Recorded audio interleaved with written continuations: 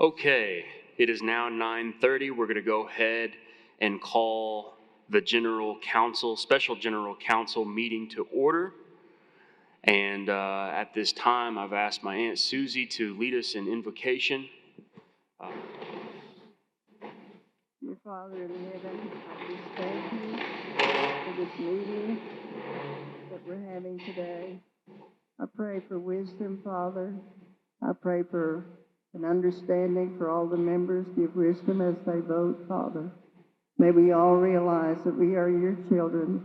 Give us understanding and respect. And Father, may these amendments be wise amendments that we choose. And bless each one that's here. And Father, I pray that you would bless us all as we go back on our trips. Thank you for keeping us safe. I pray again for this meeting and for wisdom for each one. Thank you, dear Father. Amen. Amen. Gonna gay. So now at this time, we're dropping down to a declaration of quorum.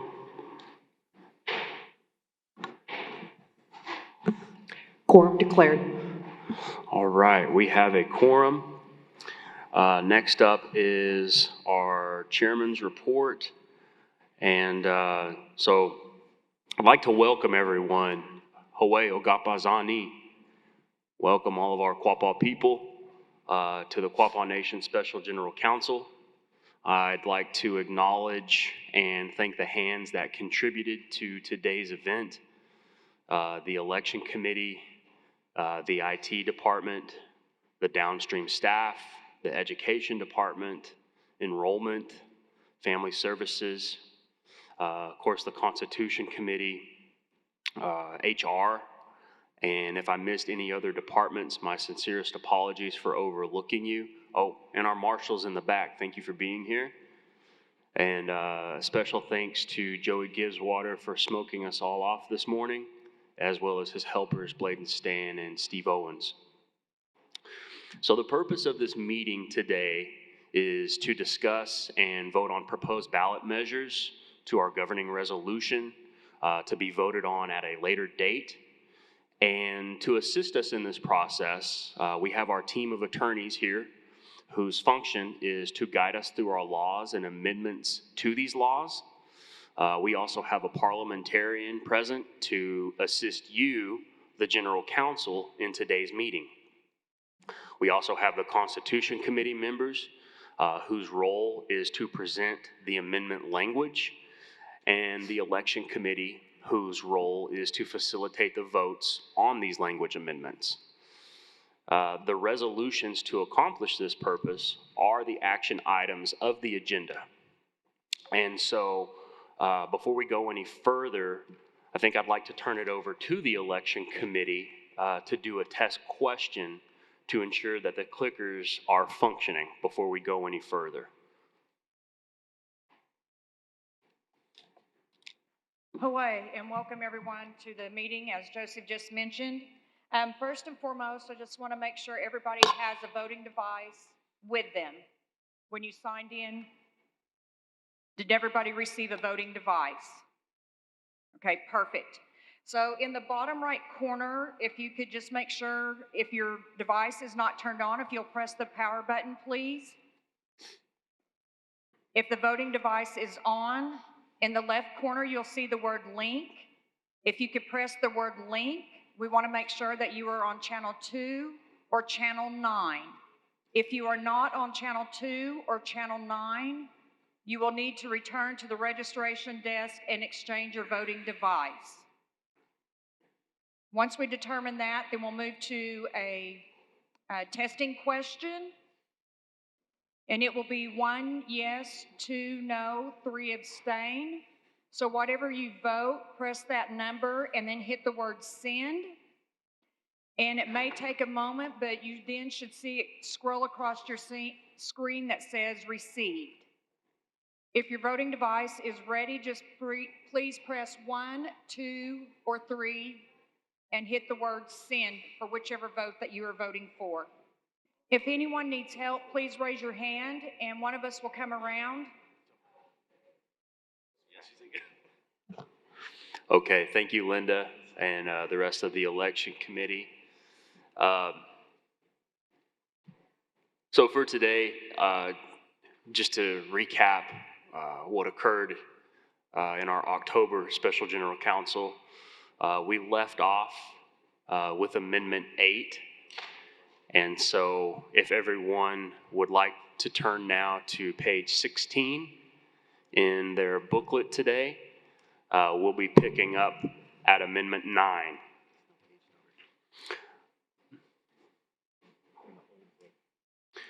And so before we go forward with voting on the rest of these amendments, we need to adopt a resolution granting authority to the Constitution Committee to make non-substantive changes to these amendments, amendment proposals to address things such as grammar, punctuation, things of that nature. And so at this time, I'll recognize Roman, Chair of the Constitution Committee. Thank you, Mr. Chair. For clarity, in the October meeting, the General Counsel has given authority to the Constitution Committee to make non-substantive edits to governing documents. We erred in not including ballot measure, which is not yet a governing document, but we still need to be able to make edits to these ballot measures before they go out for vote. So with that being said, Mr. Chair, our parliamentarian has advised us that when organizations adopt amendments to existing language or resolutions that are detailed and lengthy, it is helpful to also adopt a resolution that allows the staff to make grammatical changes such as punctuation, capitalization, and it's also needed to ensure consistency. Adopting this type of resolution avoids having to discuss and vote on such changes during the meeting. To be clear, this type of resolution does not give the committee and its agents permission to make any substantive changes, only grammatical changes. In keeping with this goal, I move that the committee and its agents be authorized to correct article and section designations, punctuation, and cross-references, and to make such other technical and non-substantive conforming changes in the governing resolution as may be necessary to reflect the intent of this body, and this is to include ballot measures coming forward. I need a second. So you're making a motion? I second. So we have a motion to adopt such resolution, and then we have a second by Johnny Rogers. And do we have any discussion?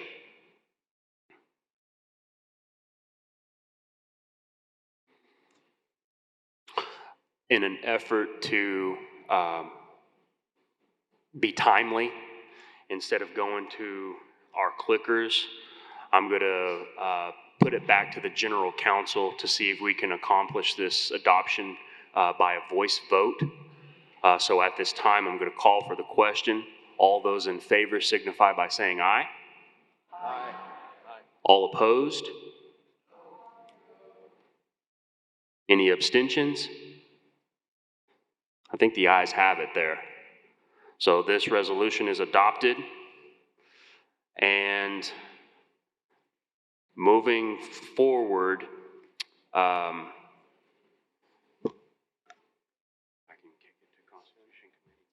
Okay. At this time, Secretary Treasurer has remarks. So my understanding is a document has been distributed to multiple tribal members this morning by the Vice Chair of the Quapaw Nation Business Committee. Please note that document does not pertain to today's agenda. It is not relevant to the activities and participation called for in today's Special General Counsel. Thank you. Thank you, Madam Secretary. So at this time, the Constitution Committee will now present the proposed amendment language. Thank you, Mr. Chair.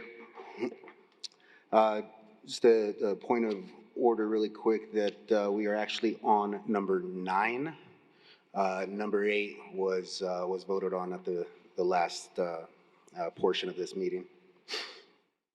So picking up with number 9, by majority vote shall the Quapaw Indian Council amend Section 6A of the governing resolution to provide A, elections for the members of the grievance committee unless a vacancy is being filled shall take place at the Quapaw Indian Council meeting of the Quapaw Nation and shall be held by nominations and votes from the floor.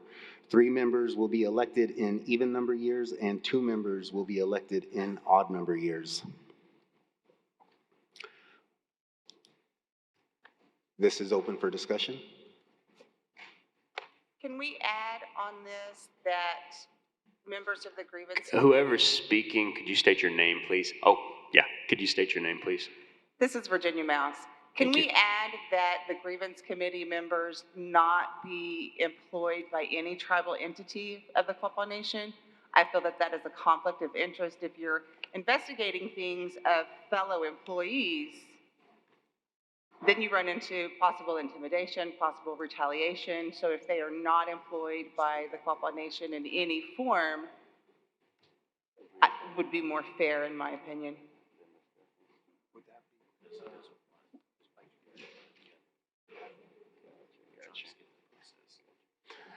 Before we go any further in the discussion, I'd like to set some rules for discussion and deliberation. 1, of course, be respectful to one another. 2, speak directly into the microphone, otherwise you will not be recognized, and state your name for the record. Folks that are on Zoom can participate in the discussion. However, no motions will be taken from Zoom without support or sponsorship from the floor. Members of the business committee are placed in the audience, so if someone does not want to take the microphone, they can speak on behalf of someone if they choose. And during the discussion on the amendment proposal, after a person speaks, they cannot speak again until after everyone has had an opportunity to participate in that discussion. So thank you. We're still in discussion, Virginia. I'm not ignoring you. I hear you. Good morning. My name is Laura Rollins. I am currently serving on the grievance committee, and I would like to say at the beginning, I was under the assumption that being an employee of an entity gave more insight to the business, did give more insight to the operations of our tribe as a whole. But as of late, I do agree with Virginia in the fact that it does cause some worry in minds of employees in regards to filing grievances, in regards to job protection. Whether that should be the case or not, it should not. It should not have a factor. If we as a nation are voting in the best people for the job, the people that you trust, the grievance committee represents the people. And we hold the business committee accountable for actions. Now, can waters be muddied? Absolutely. And in my mind, I always thought that it was the best, a fine place. But as of late, I can say with Virginia that it may not be. And so we might be taking a small part of power away from the people by putting in there that employees should not be on there. But if we want to protect our employees, protect our nation, that may be the best route to go. I in no way, shape, or form am advocating for myself or anyone else. I'm advocating for our future and the possibilities that could arise. And so without any bylaws for the current grievance committee, that is something that should be thought about because there are none at this moment. And it is scary and it is a hard position to be in. That's why we as a nation have to vote the best people on there who we trust are going to do the job right. And so an employee or not, we can limit ourselves. I wouldn't be mad either way because if we're doing what's right, it'll come out. It doesn't matter if we are doing what's right. But like I said, as of late, I'd be more than happy to support what Virginia said. Thank you, Laura, for those comments. Any other discussion? We have somebody raising their hand in the back. Thank you, Austin. While the microphone is making its way to the back there, I do want to point out that there are other potential changes coming forward that we are hoping to mitigate those dangers, right? With potentially creating an ethics commission.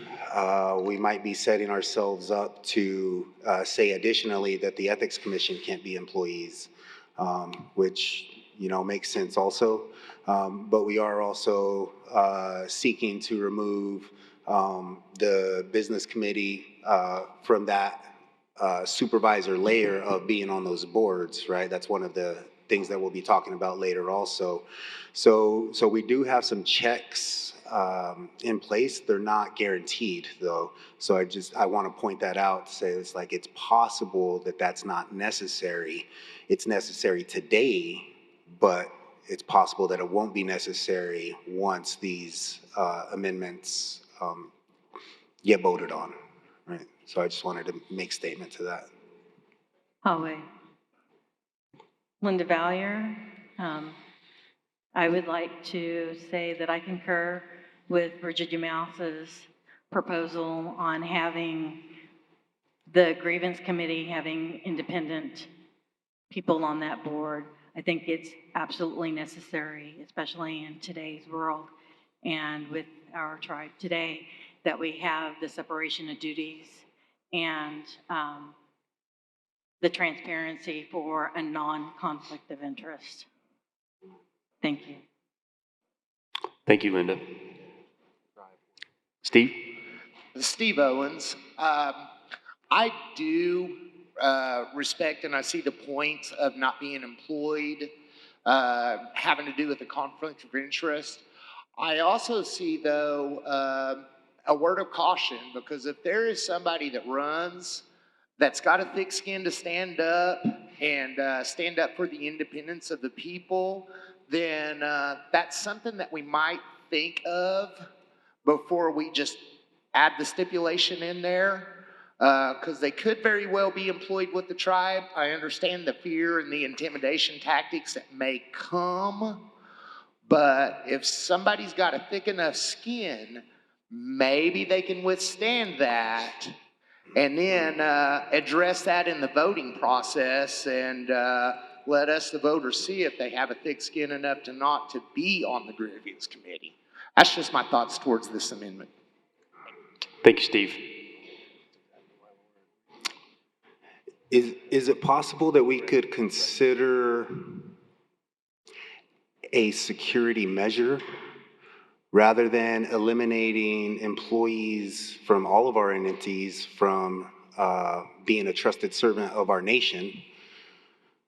Maybe there's something we could do in a way of protecting them rather than setting up a rule to deny opportunity.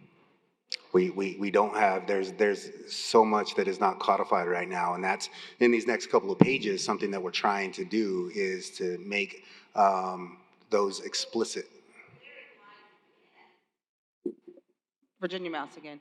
Therein lies the problem again. If this is not put on the ballot and then you come down 4 or 5 sections later and that's nullified or removed, then you still don't have this any kind of protection for those people. And I don't feel that that's right. I don't feel that that's fair to our members. Again, just my opinion. Hello, Julia Peavy. Okay. Can we table this? Because we still have other ones that we need to amend. We can reconsider this. I'm with you. I think that we can make the motion on making that amendment. And then once we see these other amendment measures, there might be something that makes a little more sense for us, and we could potentially come back to reconsider this option. Just a suggestion. Okay, so with that being said, Mr. Chairman, I'd like to make a motion that we amend the language to include section B, which states no member of the grievance committee shall be an employee of the Quapaw Nation or its entities. Okay. I'll accept your motion to include that section B. Do I have a second? We have a second. Who was that? Virginia. Virginia second. Then we'll go into discussion. Everett? This is Everett. Vandy, with that wording, I think that means, and I just want to clarify, that someone could be a tribal employee. At general council, they could run for grievance committee, and then at such time they were elected, then they could resign, right? Since it says shall.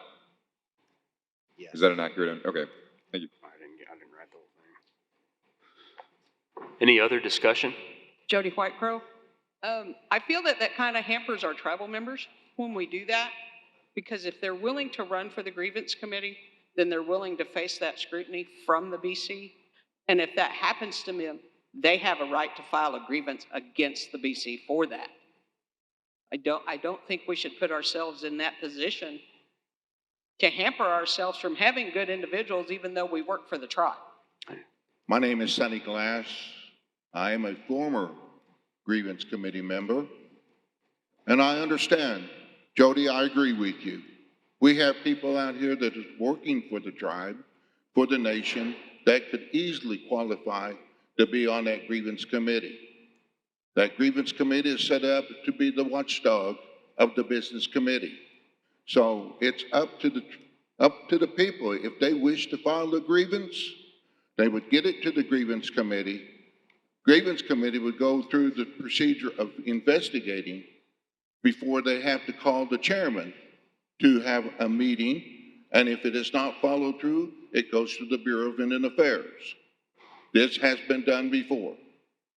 Now, I think we have members out here that could easily be in the grievance committee and, as you would say, take that heat.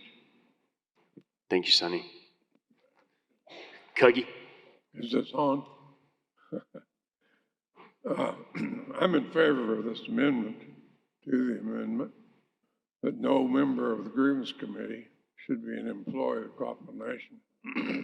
I think this is one of the most important things that we could accomplish here today. In the past, I don't think it's worked. I don't think it'll work in the future. Right now, I'm on the grievance committee. We have two other people that are employees of the nation on the committee. This won't affect them. I think we've already got a determination that their terms will run out. And so it's not, you won't be kicking anybody off of the committee. You'll just be preventing employees from sitting on the grievance committee. I don't think it's really fair to put employees on there because it's so easy to imply that your livelihood may be jeopardized without saying it clear enough that you'd go file a grievance against someone. And to think that that can't happen is pretty naive. You should see some of the things that are happening now. So I think this is a good amendment, and I hope you will pass it. That's all I have to say. So I think because we've heard both sides, we have differing views. I think the proper process now would be to go ahead and call for a motion to adopt this language to include this section B, where it says, no member of the grievance committee shall be an employee of the nation or its entities. And just so everyone is on the same page, once we take a vote to adopt that language, we still need to take a vote to adopt the entire amendment. So that we're following the process here, and I'll entertain a motion to adopt that language. Mr. Chair, make motion to adopt the aforementioned language. We have a motion to adopt the provision language that includes the section B. A second? I second. Have a second. Any discussion? I think we're going to go ahead and try to do a voice vote. No?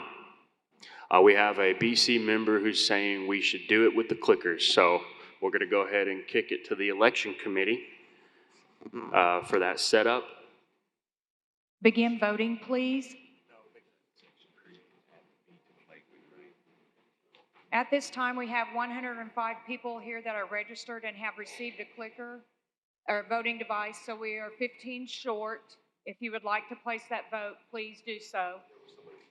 Voting has ceased.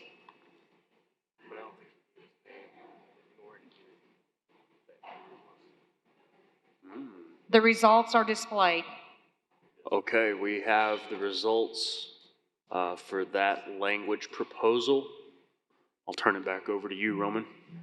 Mr. Chairman, I move to adopt the language by majority vote. Shall the Quapaw Indian Council amend Section 6A of the governing resolution to provide elections of the members of the grievance committee unless a vacancy is being filled shall take place at the Quapaw Indian Council meeting of the Quapaw Nation and shall be held by nominations and votes from the floor. 3 members will be elected in even number years and 2 members will be elected in odd number years. I accept your motion.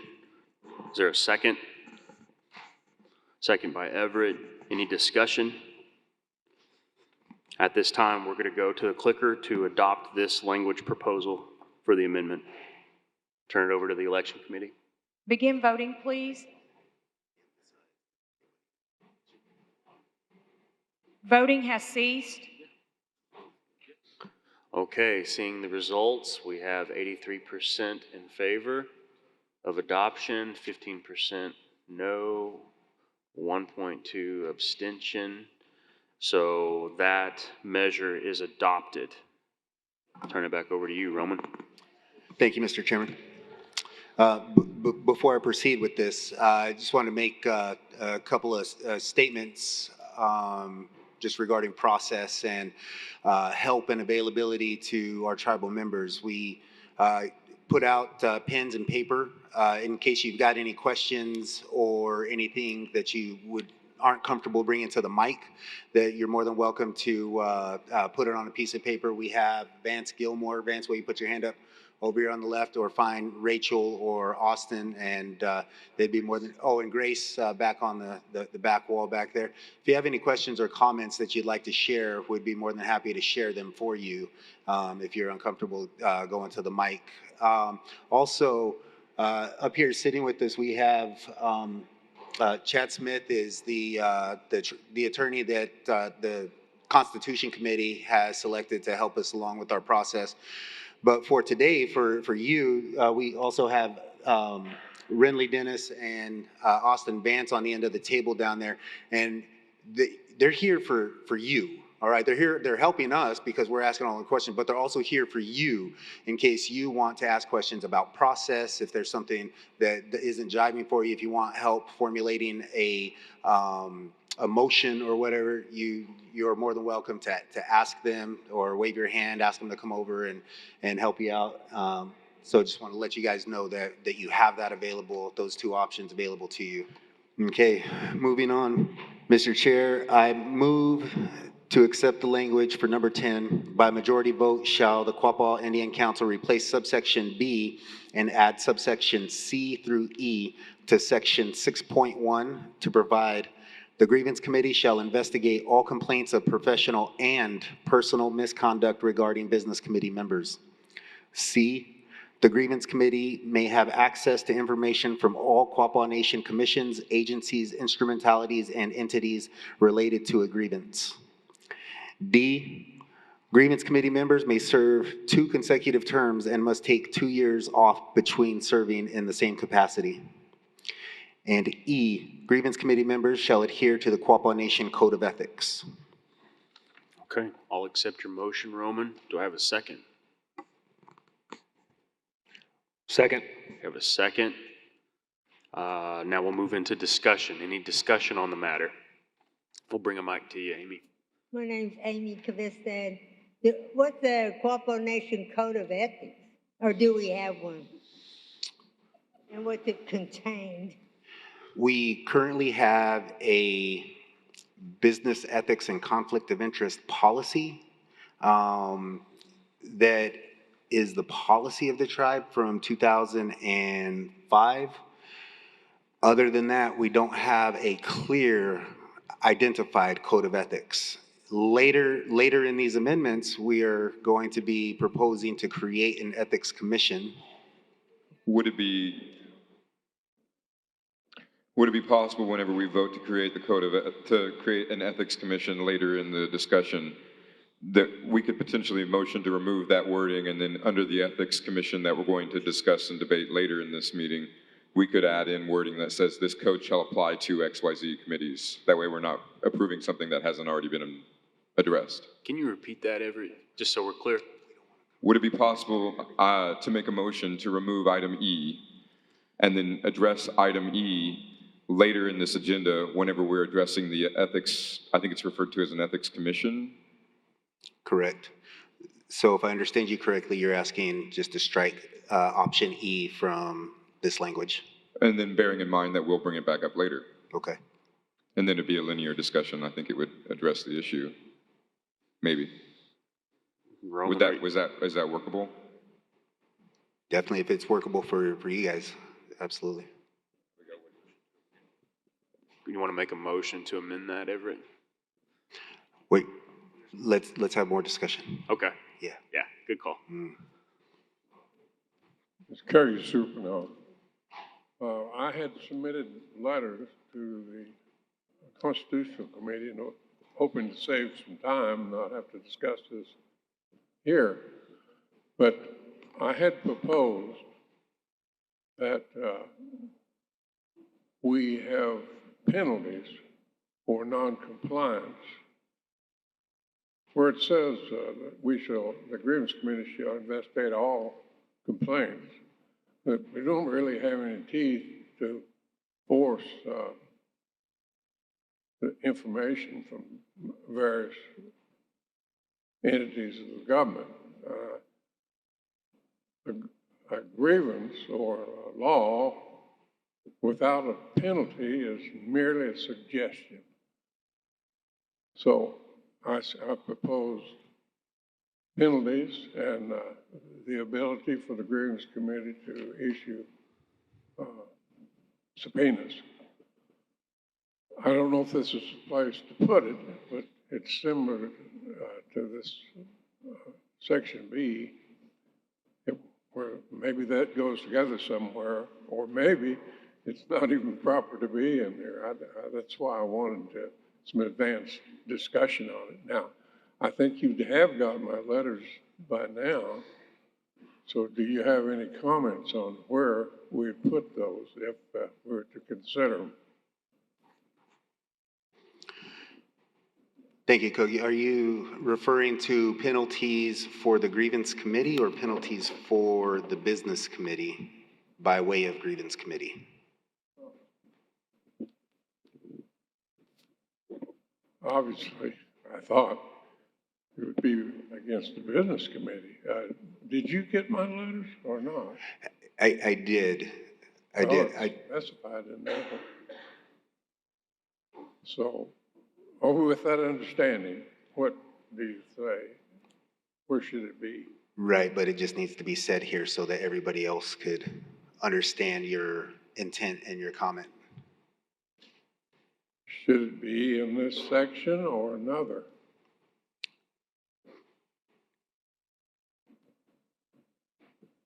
I think really it could be in any section. It could potentially be in any of the next four proposed amendments. Would you suggest we put it somewhere else then? I was trying to save time by asking that in advance. I think now is as good of a place as any to discuss that. Well, my proposal would be that we have penalties for noncompliance up to $5,000 or whatever the jurisdiction is, or I don't know how much we could have in there, but and the ability for the committee to issue subpoenas I'm sorry, what was that last part? Give the grievance committee the ability to issue subpoenas for information. Subpoenas for information? Yeah. Okay. I don't know, I'd have to ask maybe Dennis the proper motion, proper wording. There is a motion. If he sends us an email, that goes with M. No. Amend. You could add a subpoena back with it. I'm just making that. Sonny Glass, is there a second to that motion? Was there a second to that motion? I don't even think we're taking motions. We're still in discussion. Oh, I thought we were striking out E. So what we're doing is hearing every point of discussion, and then, from my understanding, we're going to vote on each one separately. Okay, I did not know if Everett had made a motion to strike out E. You just discussed it. Yeah, Okay. we're just in discussion, All in right. discussion. Well, I understand that that will be addressed in other motions down the road, correct? Are you referring to what Cuggy is? Oh, to whatever. No, that would be for this. Okay. That would be what we would like to do is get the entire conversation encapsulated and then vote on that all at once, which would include what Brandon is suggesting. That's all I needed, is point of information. Thank you.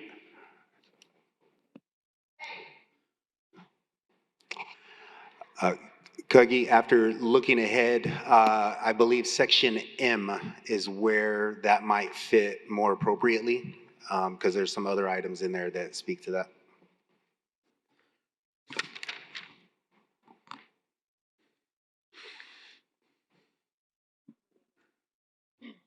Hello, my name is Callie Bowden, and I'm speaking as a member of the General Council. My question is currently Section 6B of our governing resolution talks about what the rules are for the grievance committee, but it also talks about what happens in the event the chairman refuses to call a special GC. Is that addressed anywhere else, or is that being completely removed with this amendment? Yes, can you find that? Where is that at?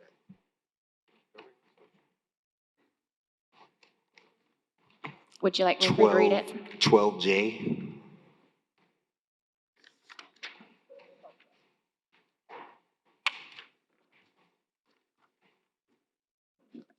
Thank you for that clarification. I'm Shani Gelso, and I guess I'm confused. Did I hear that we do not have a code of ethics that's addressed in E? Because I think, okay, I don't think we can vote on 10E if it doesn't exist. That's just my opinion. I mean, obviously it's a great thing to have and for everybody to abide by, but if we don't have one, I don't see that we can vote on it. Thank you. Yes, that's what Everett was speaking to earlier, is that we would like to strike that as a part of this. If I understand your remark, it's asking whether we're striking the code of ethics down. We're not striking it down, we're just removing it from this particular section. But we are going to come back to that, right? Yes, that's correct. Yes. We'll come back to it. Do what? 15. Okay. Is it possible to skip forward to that and then come back to this? We're gonna not skip forward to it, but we're gonna move forward to it. Well, not skip everything, you know. But then come back. So we're going to come back to this. There will be opportunity once we finish the original line items to reconsider any item that we've voted on already. Any other items up for discussion? Laura? Laura again, I just have a question. So it says the grievance committee may have access to information from all Quapaw Nation commissions, agencies, instrumentalities, and entities related to the grievance. Now, with that being said, I'm not sure if this is going to fall under the ethics code, if it would need to be part of the bylaws for the grievance committee, but is there any type of confidentiality agreement that would need to be signed in regard to releasing such type of information so that not only does it protect those who filed a grievance, but our businesses as well, in the event that it is deemed that the grievance didn't uphold? Or if it did, is there something that could say that we could release that information to the general counsel if the event is that a special general counsel is called? It's a very robust part of all of this, so I'm not sure exactly where it would fit in. So currently, our governing resolution does not require that an NDA be signed by the grievance committee. It can be proposed as a requirement that the grievance committee sign an NDA.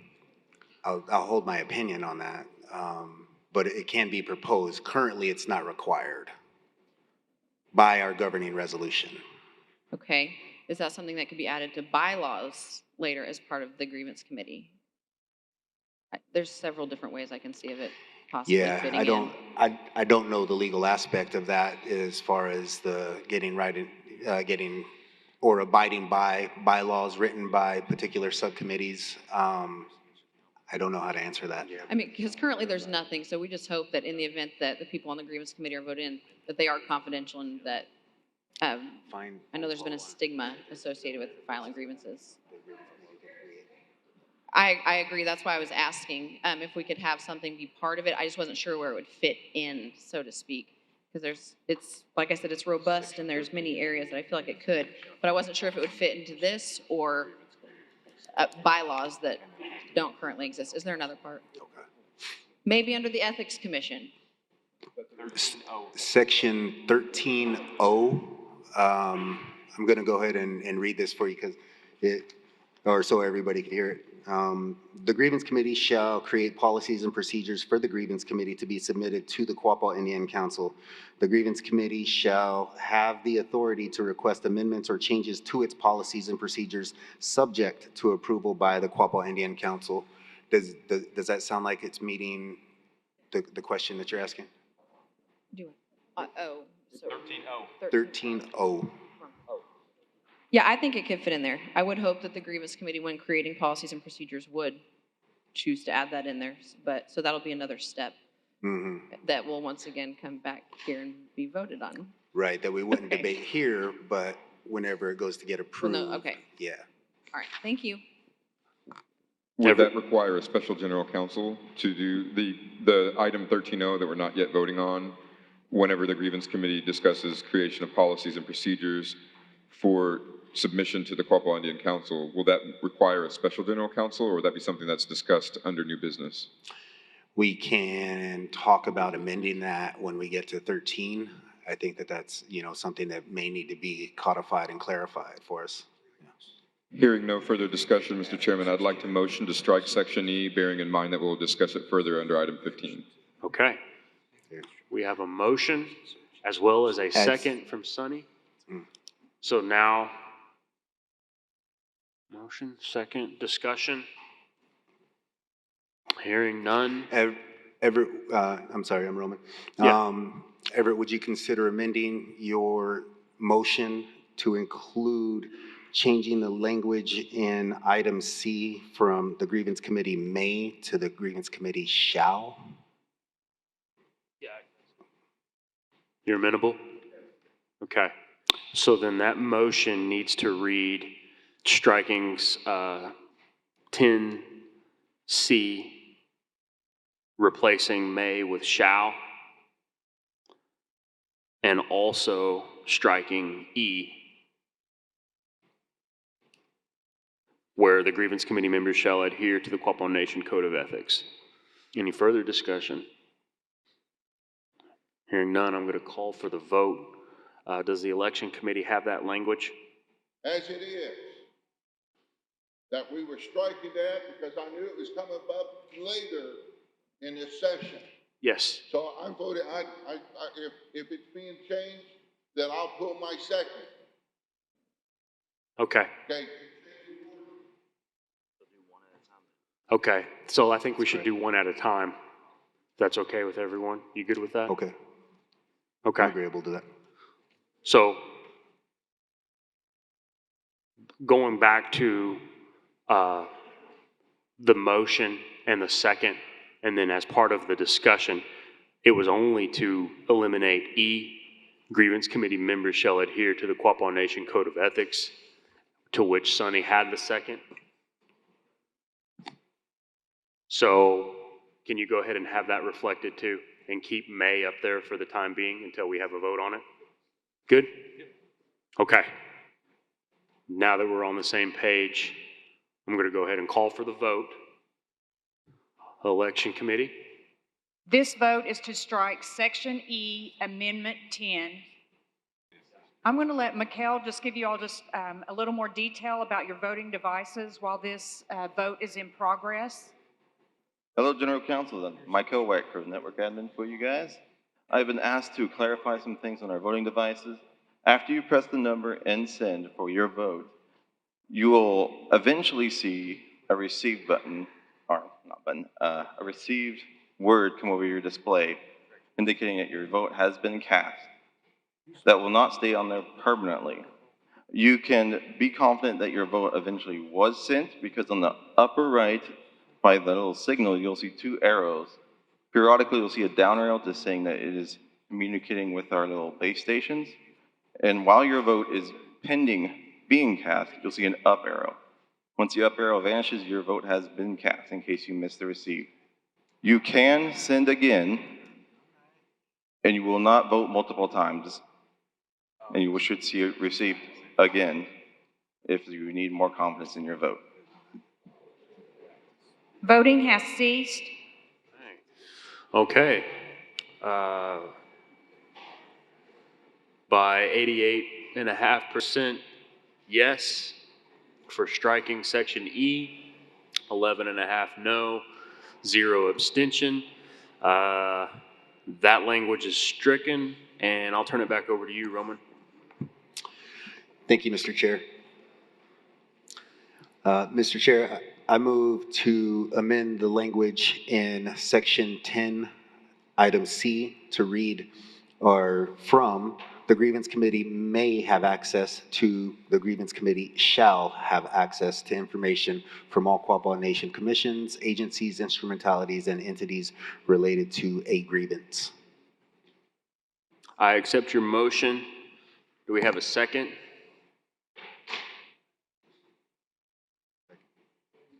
Second? Second. We have a second. Any discussion? Hearing none, I'll turn it over to the election committee for the vote. Please begin casting your votes. Point of order. Question? Yes. Okay, we have taken out E, that one section, and now you're voting on the change with the shall to may, that we need to go ahead and strike this out, is that correct? Come on. The language proposing the change is within that subsection 10C, and the change is from may to shall. So the grievance committee shall have access. Okay, so you're just changing the word. That's correct. Voting has ceased. Okay, by 95.2%, we have voted to replace may with shall to subsection C of Amendment 10. And I'll turn it back over to you, Roman. Mr. Chair, I move to accept the language as proposed. Okay. We have a motion. Second. And a second. Any discussion to accept the language as proposed? Hearing none, I'm going to turn it back over to the election committee. to adopt Amendment 10. Begin voting, please.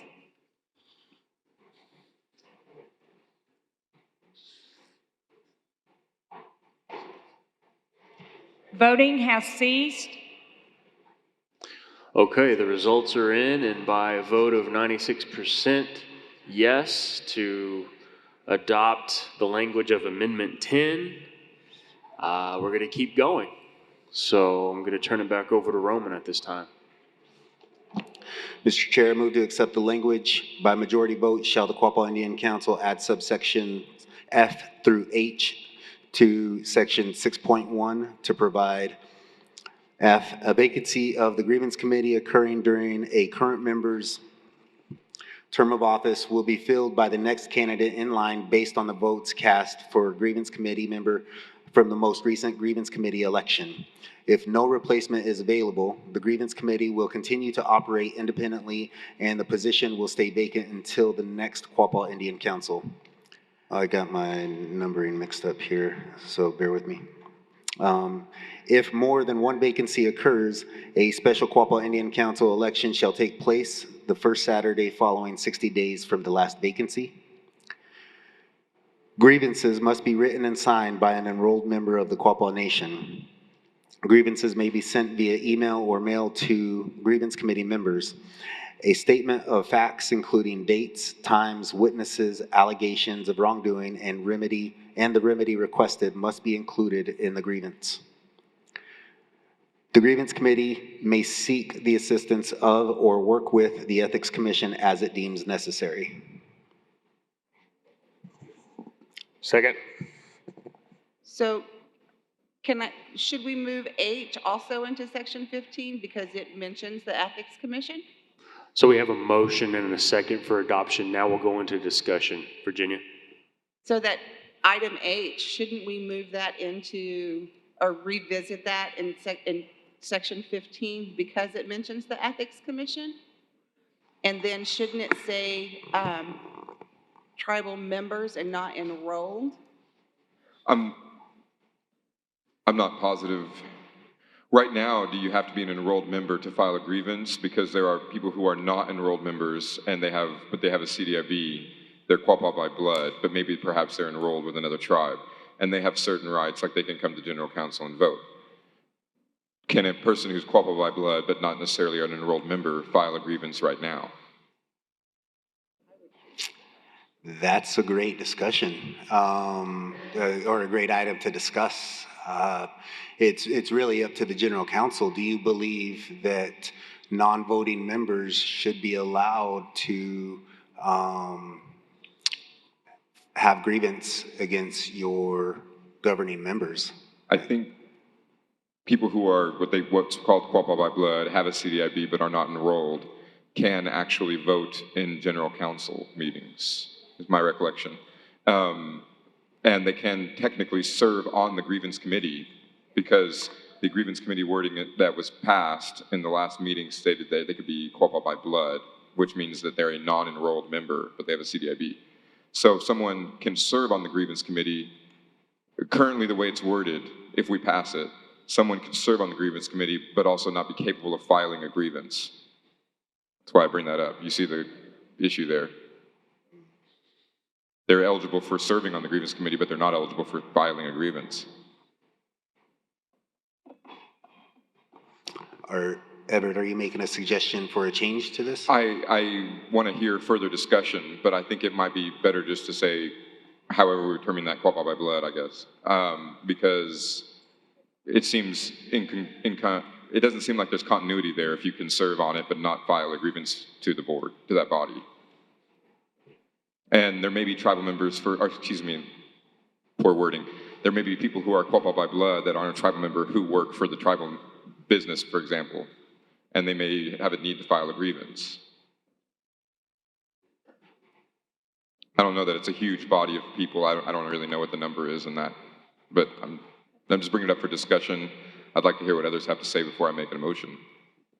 So I think, this is Virginia Mouse, I think that tribal members by blood have a right to voice their opinion. However, in order to vote in our elections that are not on July 4th, you have to be enrolled. So I don't see, or I question. You can vote in the annual election as a QB, Quapaw by blood, as well as be an enrolled member with Quapaw Nation. We do have, there's not very many, but that is available, that is for them, for those that are registered as Quapaw by blood, can vote in the annual election. Okay, then I think this needs to include them to be able to, they should be able to file a grievance. Right. I didn't know that. I thought it was only by, in the election, they had to, that we had to be enrolled. I thought that it was only on July 4th that they could vote. So my apologies for getting that wrong. So in that event, I feel like they need to be able to file a grievance since they have a voice in the elections. Linda, I'm just curious, is that like maybe like less than 50, less than 100, less than 5, less than 50? Okay, I was just curious. We have someone in the back. I'm Cheryl Sisk. Are you saying that you have to be a registered voter to be able to be on the commission or not? Just an enrolled member? Are you asking if they have to be enrolled to be on the grievance committee? Yeah. I thought to be able to do, you needed to be a registered voter. Not for the grievance committee. The Okay, grievance not committee, for- you just have to be a member by blood. But I do believe for business committee, and correct me if I'm wrong, you have to be enrolled. Okay. The first line of section 6 that talks about the grievance committee in our governing resolution states that it consists of 3 persons of Quapaw Indian blood.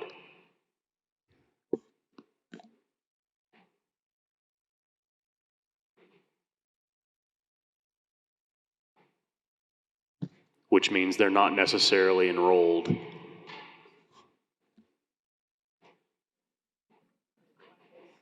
Hey, this is Tyler over here in the back. I've got a question on Zoom from Kelly Flanagan.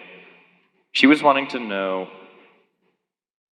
is if you're not enrolled, can you be a registered voter? That is correct. Linda Okay, thank you. Davis.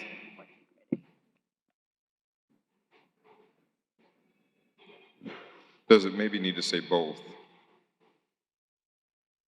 Does it maybe need to say both, an enrolled member or Quapaw by blood?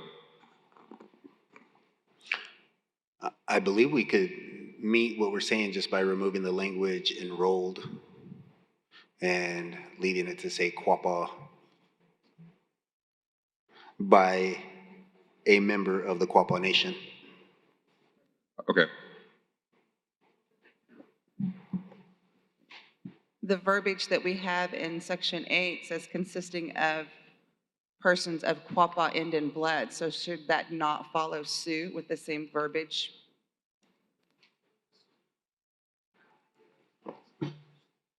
This is Linda Davis, Election Committee Chair. Just as an FYI, and Everett to answer that more specifically, there is 46 Quapaw by blood registered voters that are living. At one point there was 55, and of course some have passed. So there is 46 QBs. That is correct.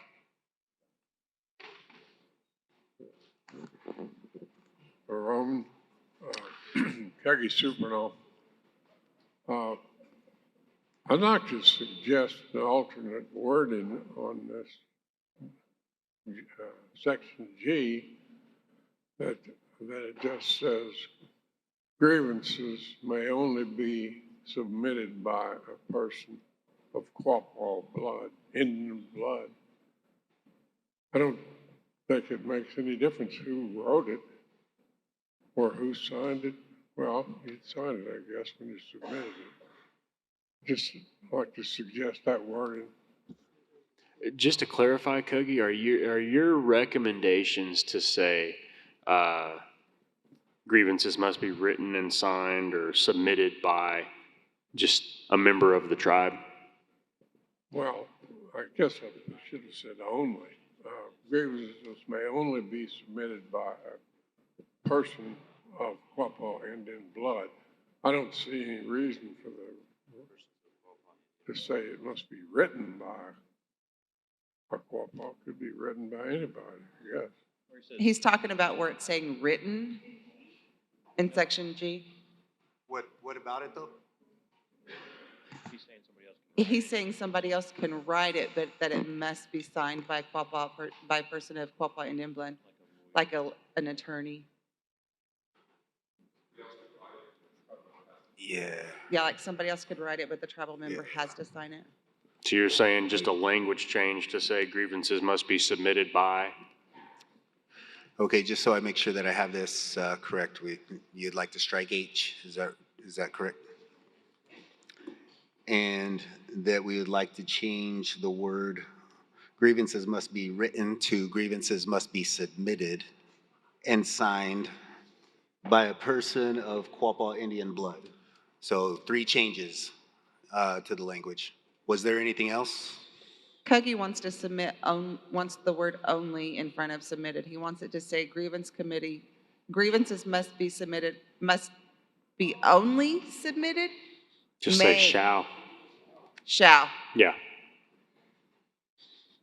Grievances shall be. Okay, was there anything else? I was Quapaw Indian suggesting blood, that the word change the only word from be, written to submitted, and then change the word from must to shall. So that was the 4 items. yeah, I was suggesting that the word only be submitted after shall. Grievances shall only be submitted by a person of Quapaw Indian blood. Okay, that works. Repeat that.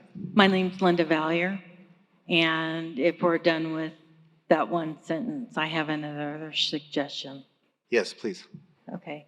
In the same vein with 10 or 11G, I would like for there to be something in there stating about the appropriate publication of the grievance committee contacts. And my suggestion is actually to make sure that the grievance committee has a centralized contact, because since the members of the grievance committee can change from year to year, there needs to be a centralized contact that everybody can have ready access to. It'll be easy for any Quapaw member to actually find that grievance and not have to try and figure out who's on the grievance committee, what are their contacts, and not have to go through a long process. The grievance committee currently has their contact information on the Quapaw Nation website. Is that what you're insinuating? Okay, so that's where it actually lies, but does it have each individual member's contact information, or is there a centralized grievance committee contact? Like saying there's a grievance committee has their own email address that all of the grievance committee members will have access to. That way, as grievance committee members change, that access to that is only to the current grievance committee members. And as the information changes from year to year, that doesn't have to change. I'm going to look up something on our website real quick. I'm being told that currently the grievance committee email on the website gets distributed to all grievance committee members. So there is a centralized contact for the grievance committee currently. Before I say yes, okay, let me check. I think we need to, I know that it's probably in practice, but let's go ahead and put the verbiage in here, even if it's like a GI, but somewhere that says that has to be maintained. Okay. So currently on the grievance committee tab, it is outdated. It does have our previous grievance committee listed here. So I hear what you're saying, and there's no email here, so I'm glad that I checked. I do believe that this might be something that fits into the policies and procedures that we would be asking the grievance committee to create. So let me take a look at the document here really quick to find out where that's at. I think you make a good point. It may be something that's in practice, but we may need to take it a little further to memorialize that. Exactly. And so my suggestion, at least for the email, would be something like will be sent via email at the addresses which shall be published on the Quapaw Nation website. Something like that. Yeah, I think there should be more than just an email address and address. If we're sending things in written, some people may feel more comfortable with actually mailing something like certified mail to make sure that it got to them, because electronic email is not always 100% reliable. So in the language, it still says email or mailed. Correct. So if you were to just add clarifying language to the addresses, I think that works for both email or regular mail. That can still be provided on the website and then published in our newsletter as well. I think it should be in more than one place. I know that we've got it on the website, but yeah, published in maybe the Post, but published in several different places. So if somebody does have something, they don't have to do a lot of research to know where it needs to be sent. Go ahead. Yeah, I think that this lady has the right idea, but I think the wording needs to be changed a little. All members of the grievance committee should get the grievance at the same time. There's been instances where that hasn't happened, but I agree with her. We need to fix it somewhere that everybody gets notice at the same time when a grievance is filed. Okay. So we've been deliberating about this being a policy, more of a policy and procedure item. Would you be amenable to the language that's up on the screen, that grievances shall only be submitted by and signed by a person of Quapaw Indian blood? Grievance submissions shall be addressed in the policies and procedures approved by the Quapaw Indian Council. Because what we're already asking, we're asking the grievance committee to create a policies and procedures that's going to be approved by the Quapaw Indian Council, and if it's ever amended, that amendment has to come to the Quapaw Indian Council. Because what we're setting up right now may not be the submission method in 5 years, right? So I think that what we would like to do is to put that into the purview of being a policy rather than a resolution item. Does that make sense? Linda and Cuggy, these were, we are rewording your suggestions. If you are okay with what we're proposing, that's the language we would like. But if not, we're happy to include the language that you're including, because it is going to be voted on this body on what is most agreeable. I'm agreeable to that. I just want to make sure that anybody can find the information, and that there's some place that we edify that it's written, that we have to make sure that that contact information is out there. I don't know if anybody else has any other conversation about that. I do have one more suggestion on something on the same thing. if nobody else wants to discuss this part. The other suggestion that I had, well, it's the grievance committee. I don't see anything in there stating anything about a specific time that the grievance committee has to respond to the complainant, at least with an acknowledgement of the receipt of the complaint. I think there needs to be something in there that says, like, within 30 days, they'll at least respond to the complainant, that they are acknowledging the receipt of that complaint. I know that that's a regulation of law with the IRS. Okay, if there's no other feedback on the changes to the language here, Okay. Roman? I have a question on the last sentence where it says, a statement of the remedy requested implies that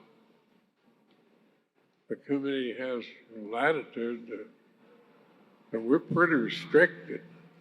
So I don't know what the thinking was on putting that in there, but the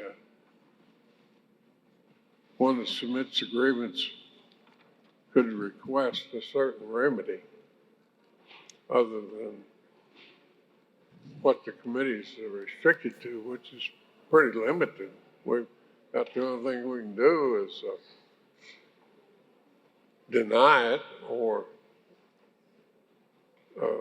send it forward to the business committee, hoping for a general counsel decision. I think that's kind of confusing there.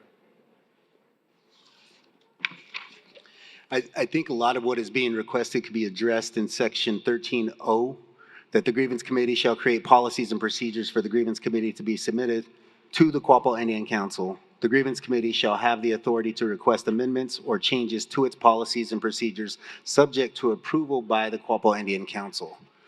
So some of the stuff that's being requested are policies of the grievance committee and how it operates, right? So I think that some of those items can be included in that line item, that we could include the language that says the policies and procedures shall include published contact information, shall include, I don't even know what we're looking at right here anymore.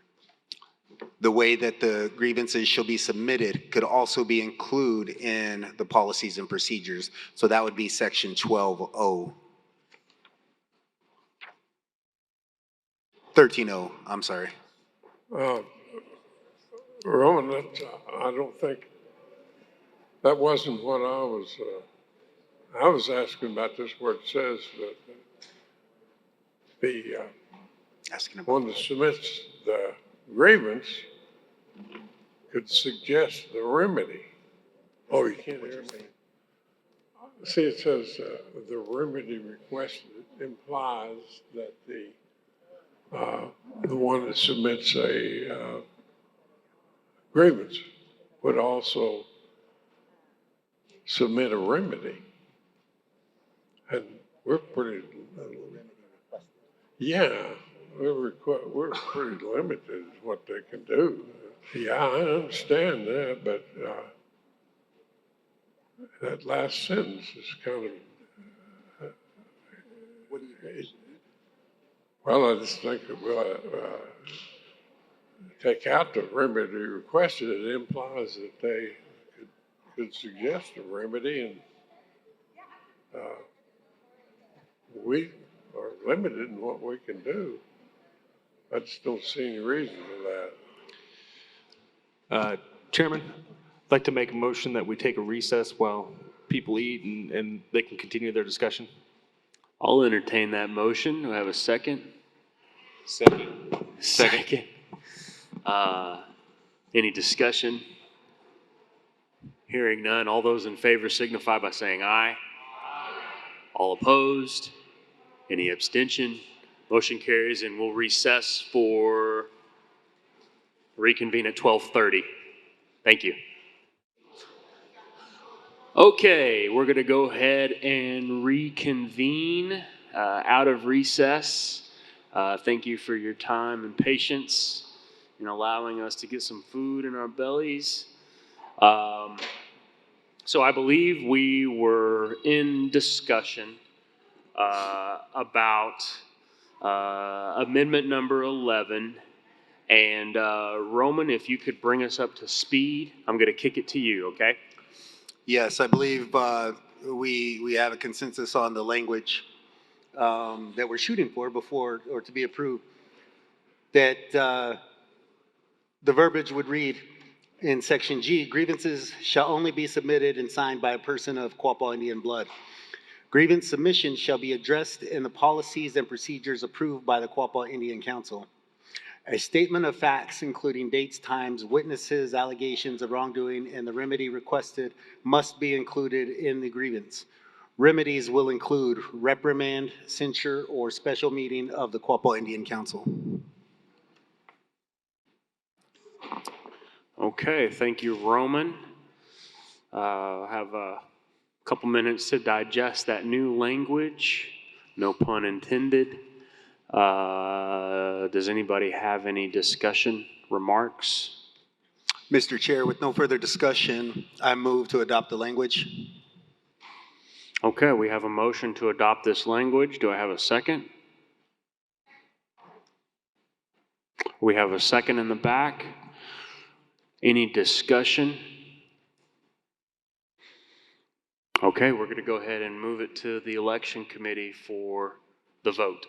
Can you clarify if that's the entire amendment or just section G? I apologize. No, just the language, so section G. Okay, perfect. Thank you so much, Roman. Begin voting, please.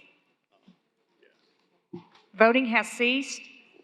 Okay, 76.5% votes yes for amending the language of section G of Amendment 11. And now I'm going to turn it back over to Roman. Thank you, Mr. Chair. I move to accept the language on Amendment 11 as presented. Second. We have a motion and a second. Any discussion?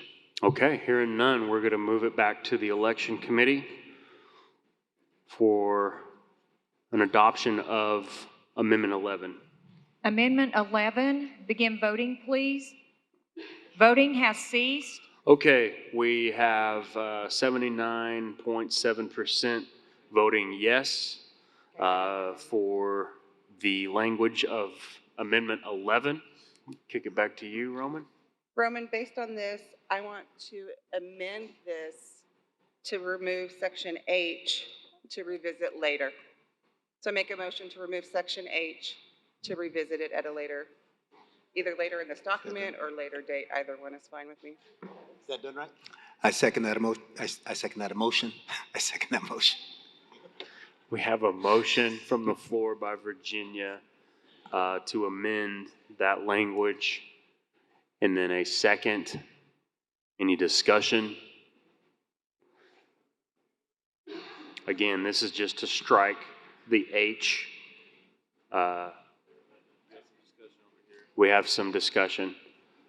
So to clarify what we're doing here, it was already, we already talked about this, and there was a consensus, a general consensus around this. My fault was that I did not include that in my language that I proposed. So that brings us to this second vote on this item. Apologize about that, but that's what we're doing. And what that, to clarify what that says is the grievance committee may seek the assistance, the grievance committee may seek the assistance of or work with the ethics commission as it deems necessary.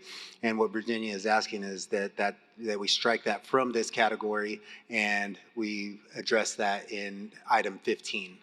You good, Jody? Okay. Thank you for clarifying. Steve?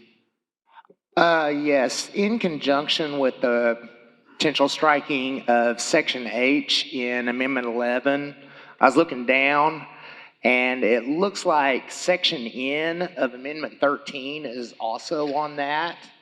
So that's just something to keep in mind ahead of time, because it's talking about the grievance committee and the code of ethics as well. Okay. Understood. Thank you, Steve. Okay, thank you, Steve. Thank you, Virginia. Any other discussion? Okay, hearing none, we're gonna kick it to the election committee now for that vote. Mr. Chair, can we do a voice vote? Attempt a voice vote? I don't think so. Okay. Just for the record, so we have it, I think we should go ahead and do the clickers. Okay. So just to clarify, that's amending, Amendment 11 to strike H. Let the voting begin, please. Voting has ceased. Okay, by a vote of 85.3%, the motion to strike Section H from Amendment 11 passes, and we will continue on. I'll hand it back over to Roman. Thank you. Thank you, Mr. Chair.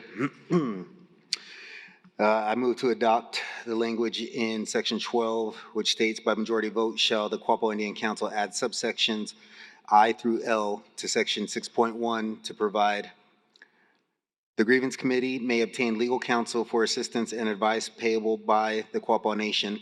Approval from the business committee shall not be required.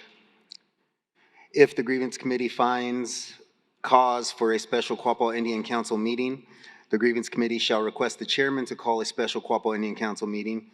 Should the chairman fail to call the special Quapaw Indian Council meeting, then the business committee may call the special Quapaw Indian Council meeting.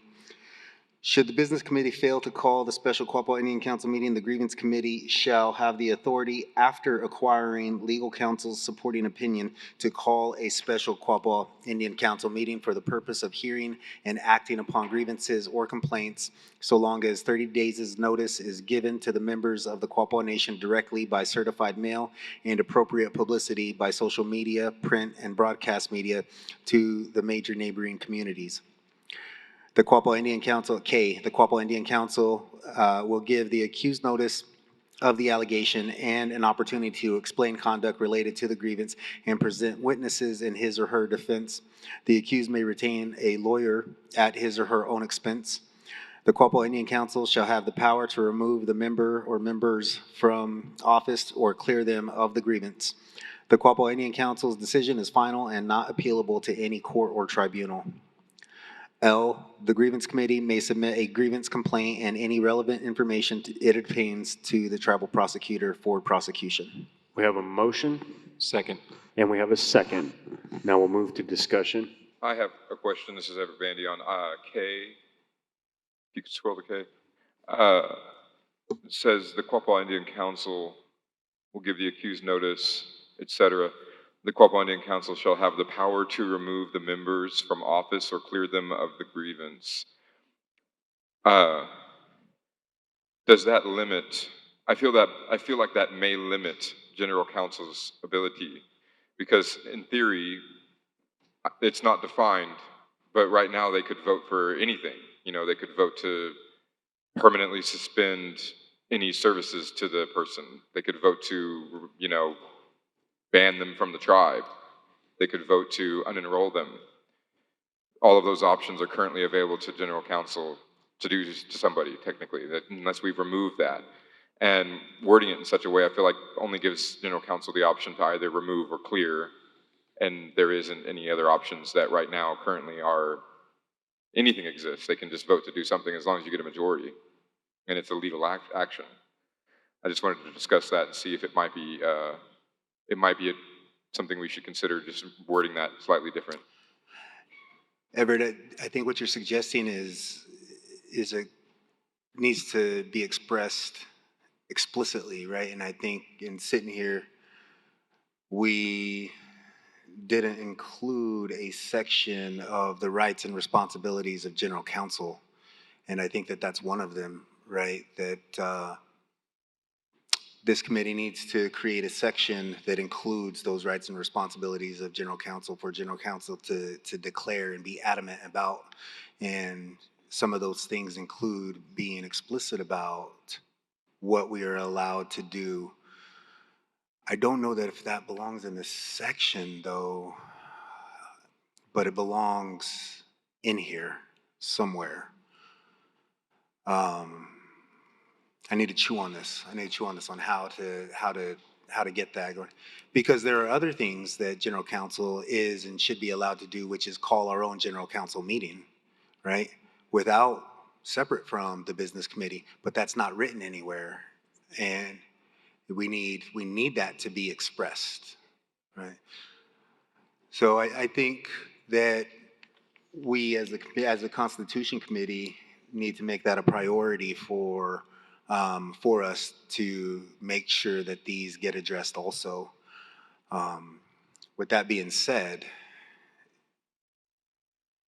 do we include it now? Can I want to re-clarify, Amy was asking, they're talking about if the grievance committee determines that someone has a valid reason to call a special general counsel against a business committee member, and then a special general counsel is held, and it says on item K, if you look about 4 lines down, the general counsel, it's worded as Quapaw Indian Council, has the authority to remove the members, referring to the BC member that has a grievance committee file against it, from office or clear them of the grievance. So currently the way I'm reading it is, if you have a special general counsel to discuss a grievance against a business committee member, this is saying that your option is to either remove the member from their position or clear them of the grievance. And in theory, there could be third options that exist. You know, maybe we don't want to remove them, but we want to do something else. And right now, the general counsel has that option to do that. They could, and so maybe I wanted it to be discussed about maybe there could be a way to word that where the general counsel, the Quapaw Indian Council shall have the power to remove the member, clear them of the grievance, or take other actions as needed, as deemed necessary. I just wanted it to be, yes, and I'm not making a motion, I'm only discussing. Is there a member of that they could speak to that as far as removal from the roll goes? Is that the enrollment committee? Is there a member of the enrollment committee here? Hello, this is Carrie, and here's Grace, Good Eagle. What was the question? Oh, for me? Yeah, do we have a current process with the enrollment committee, or that the enrollment committee could speak to about removal of a tribal member from our rolls? We like to relinquish someone? No, so this is a piece of that component that Everett's speaking to, is that general counsel is that, well, he's speaking to additional recourse other than just removing them from office, that we should be explicit about some of these other items. And what I'm doing is I'm asking the enrollment committee is there a process set up right now? Is there an authority that exists, or is it documented anywhere, how we remove a member from our rolls? I know that our tribal court can do it, but I don't know if... We don't necessarily remove someone from the role unless like we find out that they are enrolled improperly. Like if on the competency reports, they were adopted by another tribe. We have had people that it slipped through and they got on the roll, but when we did research for lineage, we found it and they were disenrolled by our ordinance, by the process. But we don't disenroll someone because they've done something wrong, if that's what you're asking. So I think that this would be something that we need to be explicit about in finding or getting a legal opinion. Does general counsel have the ability to remove anybody from our roles? I don't know that I would say that they, I don't know that I would say that they don't. So general counsel has the ability to pass an ordinance directing our leadership to do something. So for example, our leadership banned former Chairman John Berry from tribal property. General counsel could pass a motion saying we want the business committee to ban someone. That is within their, I believe, within their legal authority to do so. Mm-hmm. I'm not suggesting that we should do that. I'm just saying that the way that it's worded limits what they can do. Can we move on to other discussion while we are seeking determination and clarification for that? Because I'm looking for it too right now, that clarifying language. And I think Michael had something too. Yes, related to Everett's discussion, I believe I have an alternative suggestion, and that is for the line that says, "The Quapaw Indian Council shall have the power to remove the members." We could change it so it's the Quapaw Indian Council called upon for this section is limited, not the entire council itself is limited. Say that last part again, please. So instead of having the wording so that the Quapaw Indian Council is limited for like that, 'cause right now it reads, like you're limiting the Quapaw Indian Council as a whole to those actions. But if we change it to just the specially called general council to be limited to those, I think that would be a good alternative, because justice needs to be swift, but mercy takes time. And this will just limit it so we remove them from power. And if people are still hot-blooded when it comes to the next general council, they'll have the power to do more aggressive measures. We agree with that. So you're saying qualifying language included in this section that's only specific to this section? Exactly. I got you. One thing to consider here is that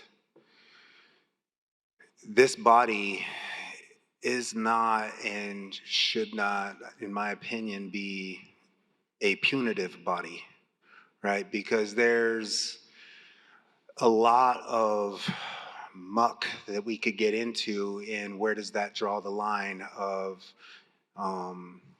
punishing somebody for anything, whether it's a fine or otherwise, right? I think it's a very dangerous predicament that we could get into here. And that removal from office doesn't, I think that keeps it focused. And the other remedies, you know, the censure, reprimand, and it doesn't compel the accused to, I guess, implicate themselves, that it allows a investigation to take place and go forward and be presented. And that removal of office is, I think, where that should end, right? And if they break the law, that's why we have the court. We have tribal codes for that. And if we want to include something in the tribal code for what they're doing, then we could do that also, right? But that's the punitive body that handles, as legal put it, they handle fines and imprisonment and such, right? We don't. So we could very well get ourselves into a very troubled water by being a punitive body. Okay, I want to say something. I know it might not be the best wording.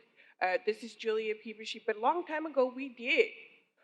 There's a certain standard that we had to hold, and we're not holding it. We did kick people out. There's times we dug holes and we threw our children in the holes because they didn't act right. That's all I'm saying. Mm-hmm.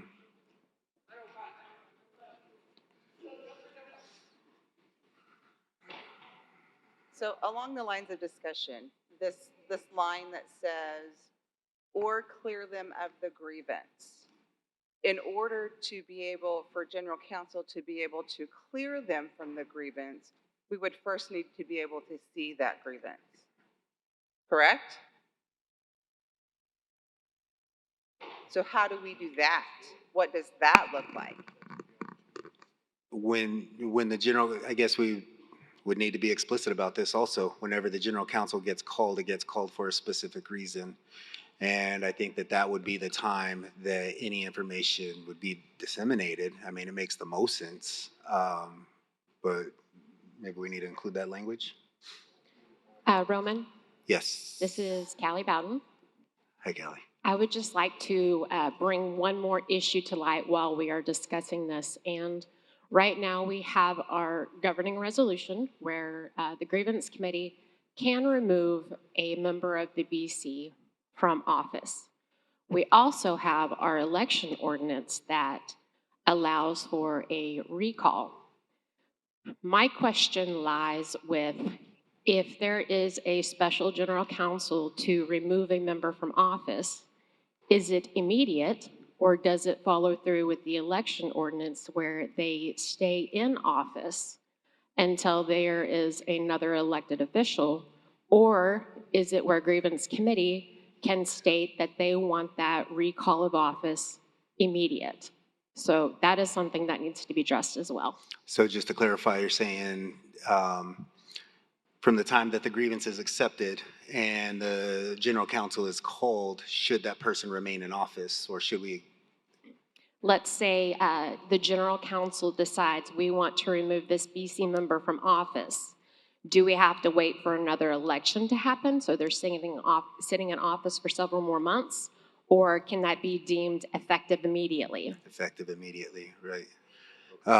Virginia, we're just having a discussion on the request.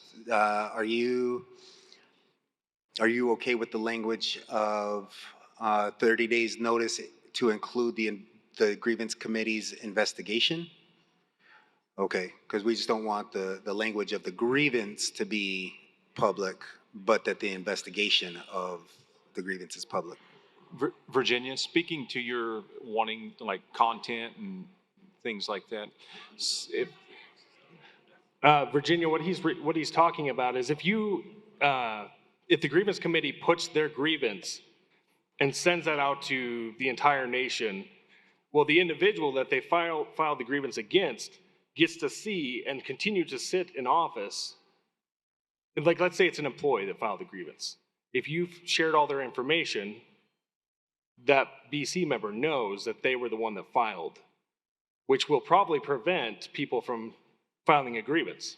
That's why we rescinded Resolution 021-511-A, because the General Counsel did not want the Business Committee to see Point of their order, name. Julia, please. But I think that what you're speaking to is actually the investigative report, right? Yes. What their findings were. Yes. I'm good with that. I think that all this discussion right now is superfluous, really, because if you go to section 13.0, the first statement says the grievance committee shall create policies and procedures for the grievance committee to be submitted to the Quapaw Indian Council.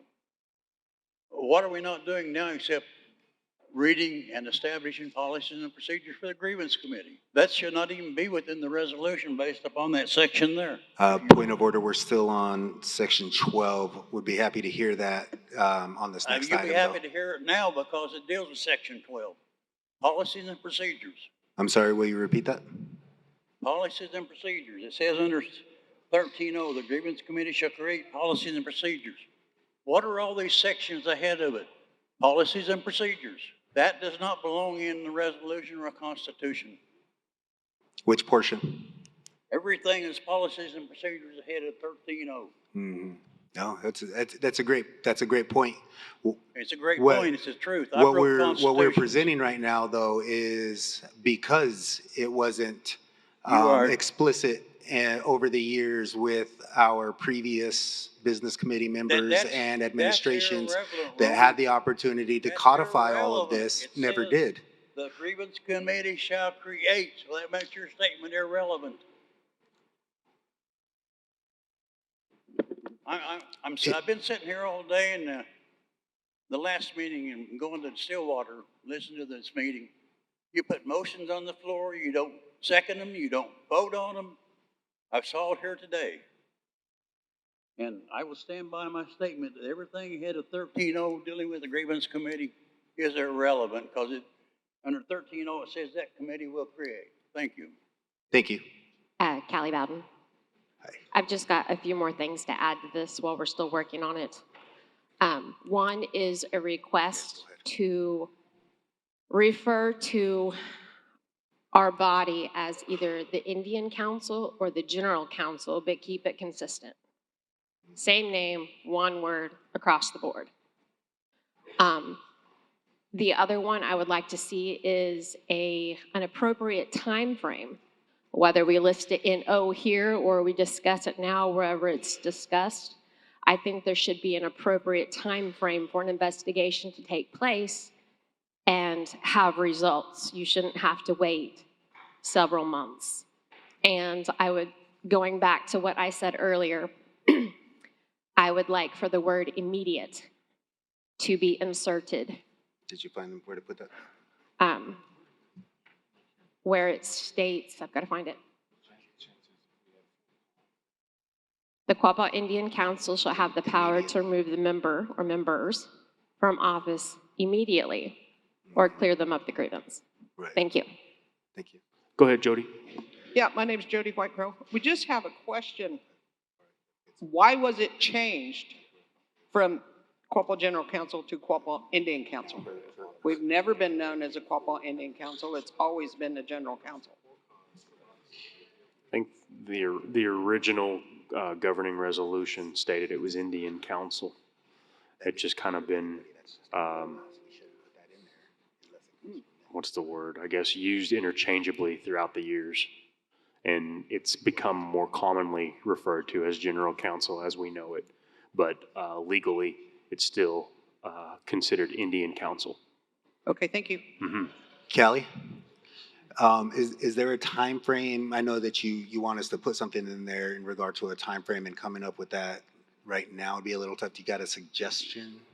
I would like to actually ask previous grievance committee members how long they think, because I've not been in that position, but if I were going to spitball something, I would say 30 days. We actually have a former grievance committee member. The investigations we did usually involved at least 30 days, and I know when my brother was on the grievance committee prior to that, when they were investigating the whole credit card ordeal, that was a rather lengthy one as well because of the amount of the content that they were investigating. So I'm not sure exactly how long it took them to do that, but I would say it kind of depends on the amount involved with what they're investigating. And I know people work full-time jobs that are on the grievance committee too, so would 60 days be acceptable? I mean, Yes, I would accept that. Is there any other discussion on item 12? Are you ready to move on to section L? And there were a handful of suggestions, so we try to encompass them all the best we can. So if you were making a suggestion and we didn't hit it, please let us know.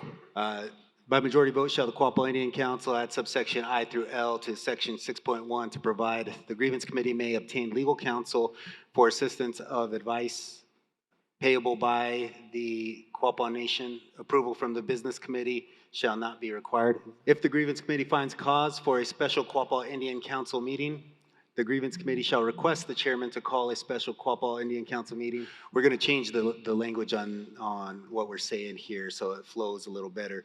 A special meeting of the Quapaw Indian Council is what we're referring to.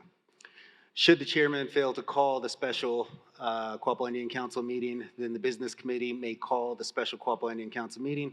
Should the business committee fail to call the special Quapaw Indian Council meeting, the grievance committee shall have the authority, after acquiring legal counsel's supporting opinion, to call a special Quapaw Indian Council meeting for the purpose of hearing and acting upon grievances or complaints, so long as 30 days' notice is given to the members of the Quapaw Nation directly by certified mail, and appropriate publicity by social media, print, and broadcast media to the major neighboring communities. The grievance committee shall make the determination no later than 60 days after the filing of the grievance. Okay, the Quapaw Indian Council will give the accused notice of the allegation and an opportunity to explain conduct related to the grievance and present witnesses to his or her defense. The accused may retain a lawyer at his or her own expense. The Quapaw Indian Council shall have the power to remove the member or members for cause from office immediately or clear them of the grievance. The Quapaw Indian Council's decision is final and not appealable to any court or tribunal. L, the grievance committee may submit a grievance complaint and any relevant information it obtains to the tribal prosecutor for prosecution. M, in the notice given to the members of the Quapaw Nation, the 30-day notice will include the grievance committee's investigative report, including their determination. The Quapaw Indian Council is not obligated to act on that determination and reserves the right to come up with its own determination and recourse. I have One thing I would like to add to that is that on item 8, or goddamn, where am I? Item I, that the grievance committee follow the tribe's procurement policy. Kogi, you had a comment? On some items. First off, I wonder if it's necessary to send a certified mail to everybody in the tribe where some of them wouldn't be able to vote as general counsel. And the expense of that would be substantial, I think. I just wondered if there's some other way that we could notify everyone without spending the money for certified mail. Mm-hmm. So you're okay with just striking the word certified? Oh, yeah.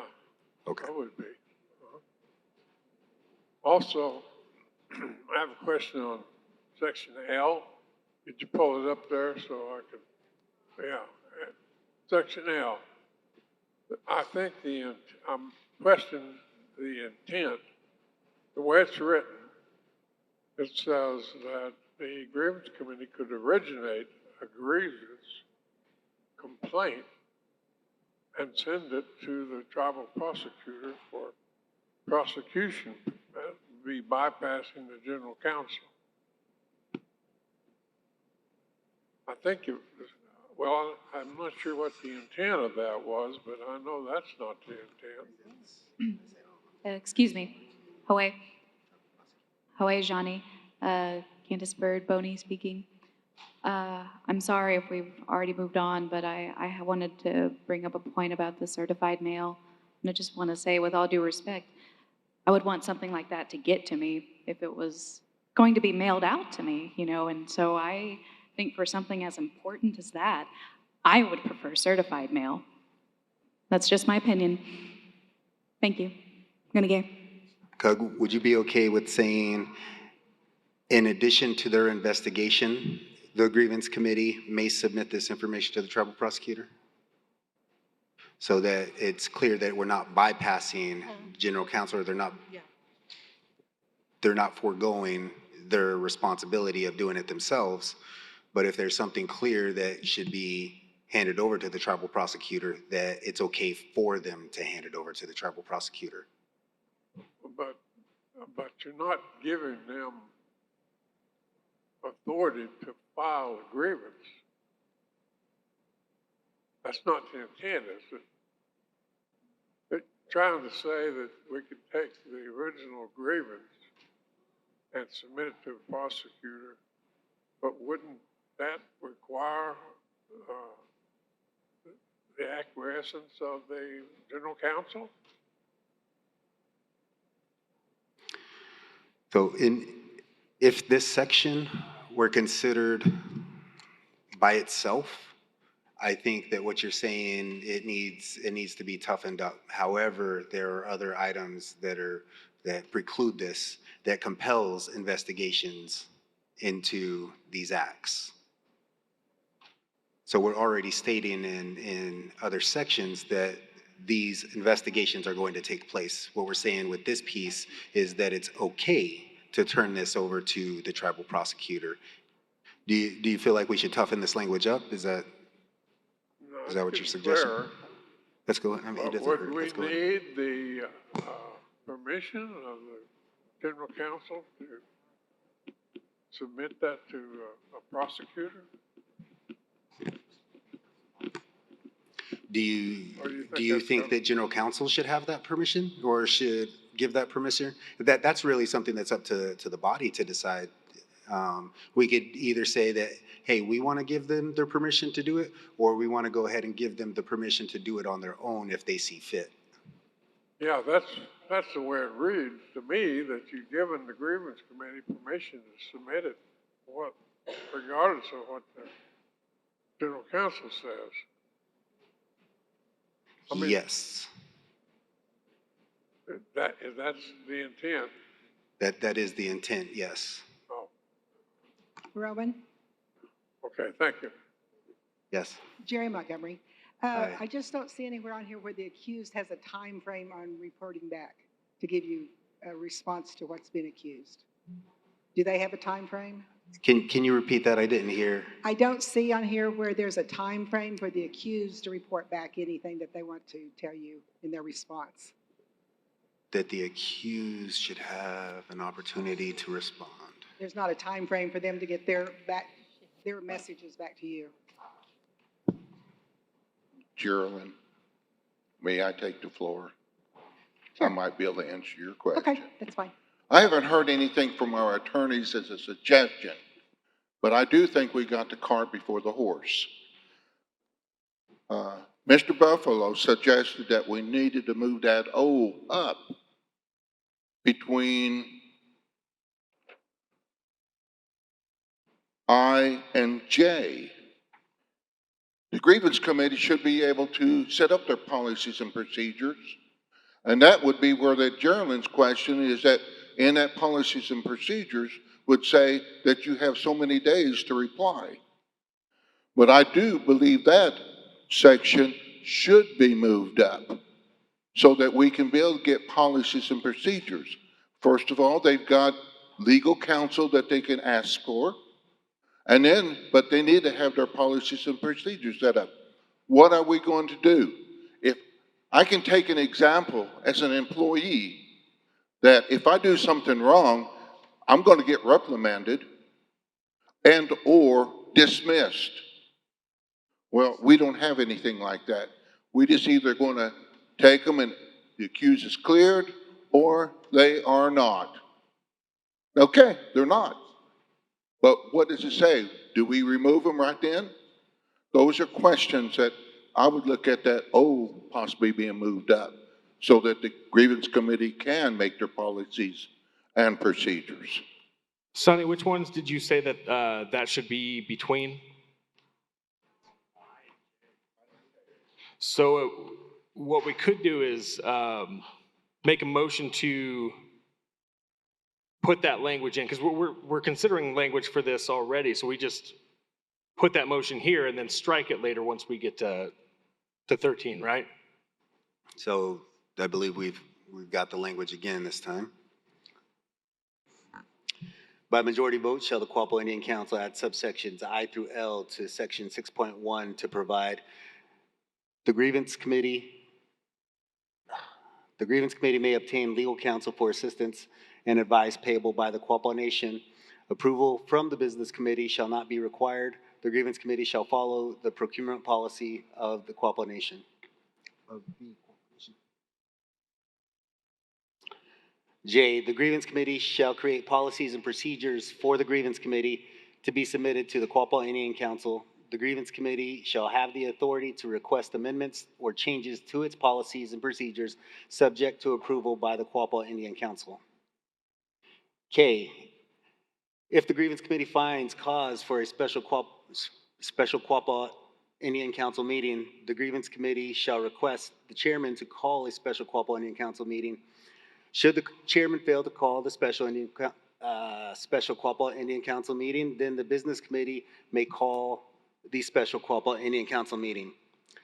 Should the business committee fail to call the special Quapaw Indian Council meeting, the grievance committee shall have the authority, after acquiring legal counsel's supporting opinion, to call a special Quapaw Indian Council meeting for the purpose of hearing and acting upon grievances or complaints, so long as 30 days notice is given to the members of the Quapaw Nation directly by mail and appropriate publicity by social media, print, and broadcast media to the major neighboring communities. The grievance committee shall make their determination no later than 60 days after the filing of the grievance. L, the Quapaw Indian Council will give the accused notice of the allegation and an opportunity to explain conduct related to the grievance and present witnesses in his or her defense. The accused may retain a lawyer at his or her own expense. The Quapaw Indian Council shall have the power to remove the member or members for cause from office immediately or clear them of the grievance. The Quapaw Indian Council's decision is final and non-appealable to any court or tribunal. M, in addition to their grievance procedure, the grievance committee may submit a grievance complaint. In addition to their grievance procedure, the grievance committee may submit a grievance complaint and any relevant information it obtains to the tribal prosecutor for prosecution. In the notice given to the members of the Quapaw Nation, the 30-day notice will include the grievance committee's investigative report, including their determination. The Quapaw Indian Council is not obligated to act on that determination and deserves the right to come up with its own determination and recourse. Go ahead. Barbara Kaiser Collier. Hi, Barbara. Hearing what you've just read, and then looking into what Mr. Glass had to say about O and policies and procedures, if you look at M and N and a few of parts of the others, what are you going to put in your policies and procedures if you don't put things such as those items? What are the policies and procedures going to be if you don't include things such as investigation and document retrieval and so on and so forth? What kind of procedures are, what's your guideline going to be? My opinion.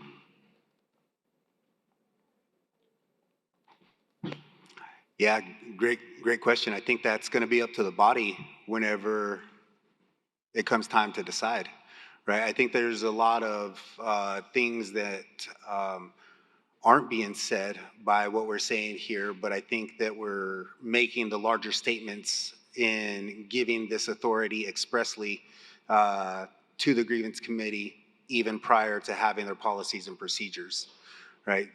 We could not have policies and procedures for, another 4 years potentially. But if we're not saying it here, then we've got to be saying it somewhere and soon, right, to get that codified. Yeah, previously, I'd brought up that there needs to be some authority given to the grievance committee, but I really wasn't intending on that kind of authority that you're speaking of. They need something to back them up. They need some kind of teeth to what they do.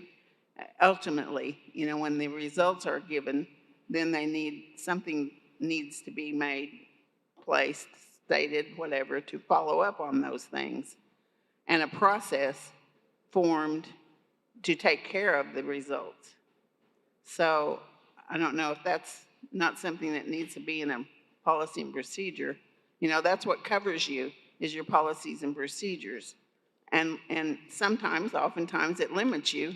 So you have to be careful as to what you give and take. And that's my point. Mr. Chair, I motion to accept the language as presented.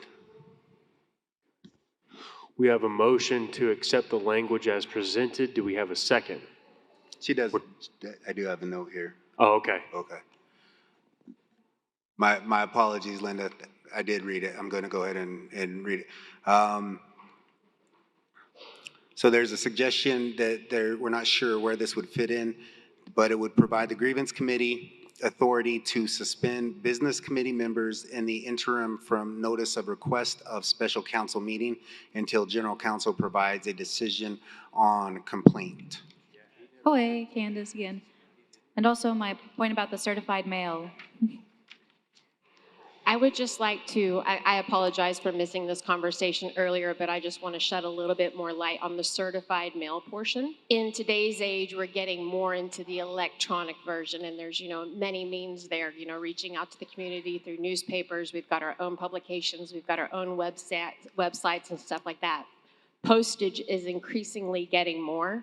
Our membership is also increasing. So just doing a rough estimate here, if you just do the basic certification right now for those who are 18 and older, my math is looking like just to do 1 letter of certification with no response back to us, we're looking at $12,000. If you do it with a return receipt, you're doubling it, looking at closer to $25,000 for notifications. So I would just hate to see us tie our hands to something that's so expensive when we're moving on in today with technology, and that notification can still be given. So I would just like for everybody to reconsider adding the word certified mail to the tribal members for notification. I do agree that it should be certified mail to the grievance committee, so you have a receipt. That would just be smart business on behalf of the person filing the grievances. But for notification to our members, I just feel like it's a little bit too much. So thank you. Thank you. Who was it that made the, would you be amenable to putting that on so that we do 2 separate votes here? Because it sounds like that might be something that could be split more than the rest of this? Sure, yes. Okay, thank you. And in regards to the word certified, I'm open to any kind of insurable mail policy, Do we have an If there's insurable mail policy? If there are any alternatives. Well, I have a question on the certified mail. Why would you want to send certified mail to everybody in the nation when a lot of them couldn't even vote at general council? And like I said, that's expensive anyway, and you'd be throwing away half of the money. Our legal counsel has brought up a good issue, or I should say an issue that could arise in terms of suspension. Really, the grievance committee itself having the authority to suspend a member, and not that, we obviously vote for these individuals because we trust them, right? But there's a lot of pettiness that can happen. And it's really easy for somebody to say, oh, well, you've wronged me. I feel you've wronged me, so I'm going to come against you no matter what, and I'm going to suspend you for something petty. And that was a concern brought up by our legal, so we wanted to give opportunity to discuss that and see what you guys thought. So as far as suspension goes, I think that a point was made that they're an elected official from day one till this general council decides otherwise, not from day one until the grievance committee decides otherwise. It's general council who puts them in, it's general council who takes them out. And I don't believe that a suspension clause should be included in this language here. That's just me weighing in, and that's my opinion on this discussion. It's still open for discussion. If I may, and I know we're in discussion now, I had another elder call me yesterday. He can't be here today. He can't travel, but he was very concerned. He's concerned about the O-gah-pah people. He said, is it true what's going on? And I said, a short answer, yes. But what he said among our discussion, we have voted and elected people to serve on the business committee. And so we need to support those people. And that's the way it is. They are elected officials to do business for us. And he said, we need to support them, all of them. And if there's any wrongdoing, they can, like our aunties and uncles used to say, they used to straighten us out in no uncertain terms. And so we need more of that. But just to say what he said, they are elected and we need to support them. And as best we can, we will. Thank you, Gracie. Any other discussion? Hoy, Candace. Can we include the language to say recommendations? Recommendations and provisions, but I also agree with Roveman about the suspension part. Do you mean recommendations of suspension? Yeah. Yeah, I think we, Is it included? I think that's taken care of in, what is it, M now, or N now? But really what the individual that asked this question, I think they were looking for was, what do we do if the grievance committee says, yes, we found enough information that we believe a meeting of the Quapaw Indian Council should be had? What do we do in the interim? Do we allow them to continue operating and potentially cause more harm?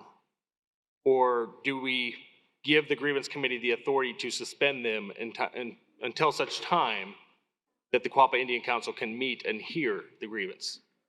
Yeah, it's almost as if we need another body. Another body, yeah. Or another method to determine a suspension. Unless this body thinks that the grievance committee can be trusted with that authority. Roman, Vance Gilmore. Vance. Possibly from the legal concern here, it could be suspension with pay. And that way they're still in the elected role being and receiving pay. Because to John's point, they should not be doing tribal business if the grievance committee has found enough. But they could be suspended without pay, and I think that would handle any legal issue there. Suspended with pay? Suspended with pay until general counsel decides one way or the other. Yeah. Yes, sir. I just have a question, which would be for clarification. If they are going to make this decision, then will they have to make it by a majority vote or by a unanimous vote based on the severity of the decision? Larry's asking, should this be any of this? Should it be by majority vote or by a unanimous vote? What we're essentially saying is that the grievance committee would write the policy that allows them to do these things, right? To give a suspension with pay to a business committee member. What causes that that policy to fall into effect? So I guess they would determine whether it would be majority or if it was unanimous. Yeah, either way is fine with me. I just wanted to throw that out so that would be a consideration. I'd like to change the wording on one of our items. I just want to get checked off the box in regard to certified mail. That we change the language from Quapaw to the members of the Quapaw Nation directly by certified mail and appropriate publicity, and change that to by certified mail or appropriate publicity by social media. And I think that leaves the window open for a tribal member to request certified mail if they chose. Suspension is tough. Suspension, this is a tough topic, but I think that we witnessed, someplace where that could definitely have gone awry recently. And that's what's playing in my head is a business committee member who had a recording of them, and though there were no laws broken, no policies broken, that person could have been suspended by the grievance committee because they decided upon themselves that this is what should happen, right? So that's the type of authority we're giving to them. And I think that this is, because we have such a large group of changes made to this language, and this one seems that it could be more controversial than the rest, I think that we should separate this into two votes. One being the full group of what we have now, minus the suspension, and then Linda, if you would be okay with a second vote for the body to consider the suspension aspect of this. Regarding that suspension, shouldn't we have an option of suspension without pay? Because I think some of them would kind of like that, suspension with pay. Mr. Chairman, I move to approve the language by majority vote. Shall the Quapaw Indian Council add subsection I through N to section 6.1 to provide the grievance committee may obtain legal counsel for assistance and advice payable by the Quapaw Nation. Approval from the business committee shall not be required. The grievance committee shall follow the procurement policy of the Quapaw Nation. J, the grievance committee shall create policies and procedures for the grievance committee to be submitted to the Quapaw Indian Council. The grievance committee shall have the authority to request amendments or changes to its policies and procedures subject to approval by the Quapaw Indian Council. If the grievance committee finds cause for a special Quapaw Indian Council meeting, the grievance committee shall request the chairman to call a special Quapaw Indian Council meeting. Should the chairman fail to call the special Quapaw Indian Council meeting, then the business committee may call the special Quapaw Indian Council meeting. Should the business committee fail to call the special Quapaw Indian Council meeting, the grievance committee shall have the authority, after acquiring legal counsel's supporting opinion, to call a special Quapaw Indian Council meeting for the purpose of hearing and acting upon grievances or complaints so long as 30 days' notice is given to the members of the Quapaw Nation directly by certified mail or appropriate publicity by social media, print, and broadcast media to the major neighboring communities.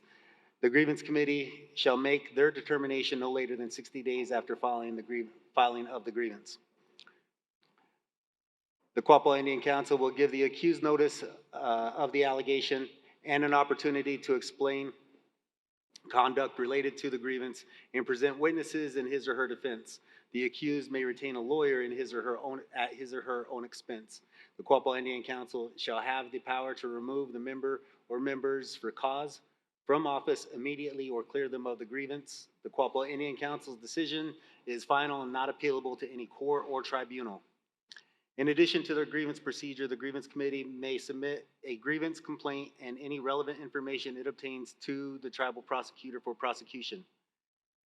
In the notice given to the members of the Quapaw Nation, the 30-day notice will include the grievance committee's investigative report, including their determination. The Quapaw Indian Council is not obligated to act on that determination, reserves the right to come up with its own determination and recourse. One second on that, we're missing a section. Okay, a portion that we left out on item J, I would like to reread this as to amend my request. Item J would read in whole, the grievance committee shall create policies and procedures for the grievance committee to be submitted to the Quapaw Indian Council. The grievance committee shall have the authority to request amendments or changes to its policies and procedures, subject to approval by the Quapaw Indian Council. The policies and procedures shall include provisions for reprimand, censure, removal from office, grievance committee member suspension, grievance committee member removal.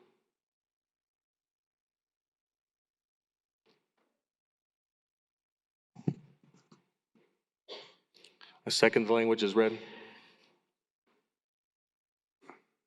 So we have a motion on the floor and a second. Now we're going to move into discussion on the matter. Which one are we voting on, the whole thing? Any discussion? Is this a vote on the whole section? Yes. It's a vote on the whole section. All right, I still have a question of, are you binding yourself to send certified mail to everybody in the nation? No. Yeah, it still has to come here to get approved. What does it say? He's seeking clarification on the mail, whether it's limited to just certified. for notice. Scroll down. Or scroll down. There. No, what I'm asking is why would you bind yourself to send certified mail to everybody in the nation? $12,000, but a lot of them under 18 couldn't even vote in general council. 2 votes, 2 votes. We were gonna do 2 votes. One was certified. I think we're all getting rum dumb or something. So the language that we chose was to, instead of saying and, that we said or, certified mail or these other avenues. So we're not bound to certified mail, but it also leaves opportunity for somebody, if I wanted to receive a certified notice, I could request that from the business committee or whoever, and it's documented that it's allowable for me to receive certified mail in that regard. But we're not locked to it, so with saying or, we can still do our mainstream media ways. Roman, Callie Bowden, could you possibly put certified mail, regular mail, and then continue on? And one more thing, it was up in the previous paragraph when it was discussing, can you scroll up? Yeah. I just wanted to see if we could add just one more line of language, a little bit more. By certified regular mail or appropriate. Right there. The policies and procedures shall include provisions for reprimand, all that line right there. Could you add possibly shall include but not limited to? That way, if there's something that we can't think of today, we could possibly add it later. Yeah. Does that work? That's perfect, thank you.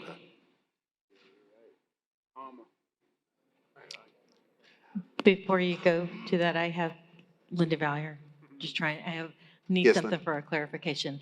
In the sentence in J there, the policies and procedures shall include, but not be limited to, provisions for reprimand, censure, removal from office.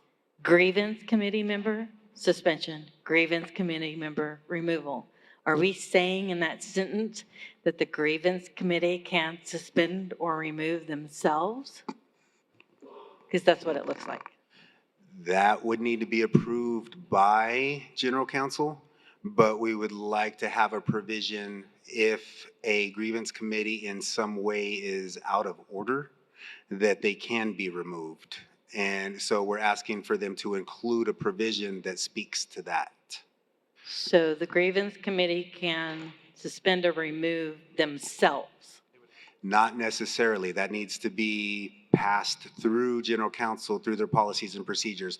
What we're asking is in their policies and procedures document that they include some information on suspension of a grievance committee member for any reason. And that then would have to be approved by general counsel, as we're saying, or amended by general counsel. So it would ultimately be up to general counsel to approve that method. But we're not saying right here that the grievance committee can suspend themselves. That's the confusion with that sentence, though. Should we be talking about the business committee member or the grievance committee member? We're talking about the grievance committee. Currently, there are no policies and or procedures or methods to rectify anything or any, I guess, animosity within the grievance committee, and there needs to be, right? There needs, if somebody just decides not to show up, they could not show up. They could be elected and not show up for any meeting for 2 years, and there's nothing you can do about it. Okay, so this is completely separate from the grievance committee having any authority over what their determination is over the business committee. This is something that's totally new. Correct? Yes. Okay. Yes. Just needed that clarification. Thank you. Yeah, absolutely. Did you want to? Should that not be in the governing resolution and not in the grievance committee's policies and procedures? Yeah. Mhm. It's just a question.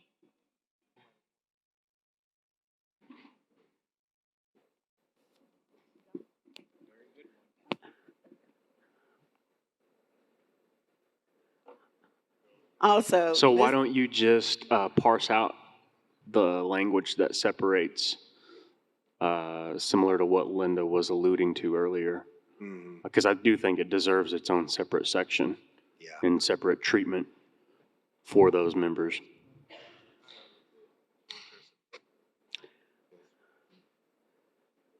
also, just to bring, this is Barbara Kaiser Collier, to bring to your attention, there's only 3 members on the grievance committee, and unless the amount of members is increased, that would be very unfair because oftentimes could be 2 to 1, and if they wanted to oust someone, that would be very simple to do.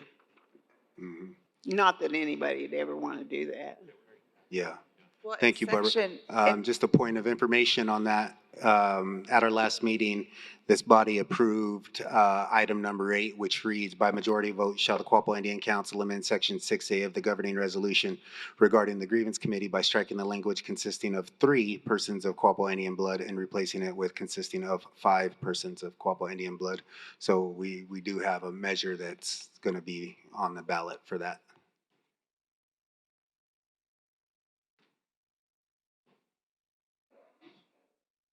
All right, let's try this. Try this one last time. One more time.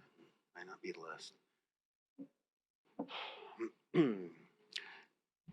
Mr. Chair, I move to approve the language by majority vote shall the Quapaw Indian Council add subsection I through N to section 6.1 to provide the grievance committee may obtain legal counsel for assistance and advice payable by the Quapaw Nation approved from the business committee. Approval from the business committee shall not be required. The grievance committee shall follow the procurement policy of the Quapaw Nation. The grievance committee shall create policies and procedures for their grievance committee to be submitted to the Quapaw Indian Council. The grievance committee shall have the authority to request amendments or changes to its policies and procedures subject to approval by the Quapaw Indian Council. The policies and procedures shall include but not be limited to provisions for reprimand, censure, and removal from office. Please include "and" on that. And I should be wearing my glasses. Oh, that's much better. Okay, if the grievance committee finds cause for a special meeting of the Quapaw Indian Council, the grievance committee shall request the chairman to call a special meeting of the Quapaw Indian Council. Should the chairman fail to call the special meeting of the Quapaw Indian Council, then the business committee may call the special meeting of the Quapaw Indian Council. Should the business committee fail to call the special meeting of the Quapaw Indian Council, the grievance committee shall have the authority, after acquiring legal counsel supporting opinion, to call a special meeting of the Quapaw Indian Council for the purpose of hearing and acting upon grievances or complaints, so long as 30 days' notice is given to the members of the Quapaw Nation directly by certified mail, regular mail, or appropriate publicity by social media, print, and broadcast media to the major neighboring communities. The grievance committee shall make their determination no later than 60 days after the filing of the grievance. The Quapaw Indian Council will give the accused notice of the allegation and an opportunity to explain conduct related to the grievance and present witnesses in his or her defense. The accused may retain a lawyer at his or her own expense. The Quapaw Indian Council shall have the power to remove the member or members for cause from office immediately or clear them of the grievance. The Quapaw Indian Council's decision is final and not appealable to any court or tribunal. In addition to their grievance procedure, the grievance committee may submit a grievance complaint and any relevant information it obtains to the tribal prosecutor for prosecution. In the notice given to the members of the Quapaw Nation, the 30-day notice will include the grievance committee's investigative report, including their determination. The Quapaw Indian Council is not obligated to act on that determination and reserves the right to come up with its own determination and recourse.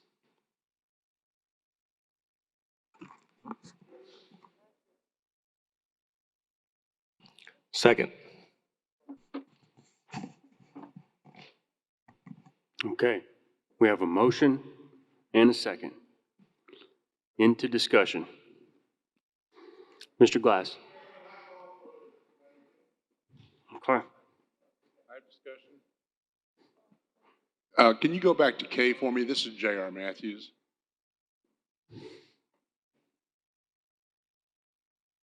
Under K, you've asked for the chairman or the business committee to call a special general counsel. You don't put a time limit on them, but you're putting a time limit on the grievance committee. So do they have a day, a week, a month, a year?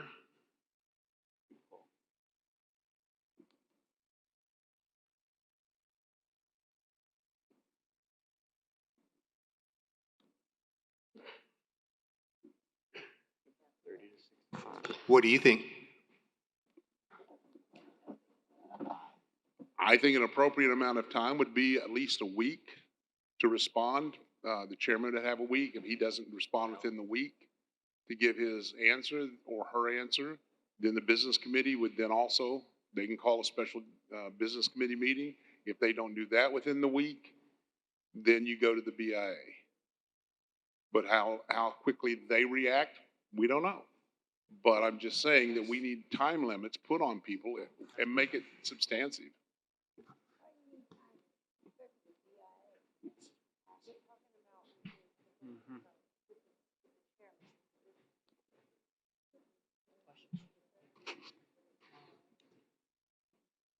Michael?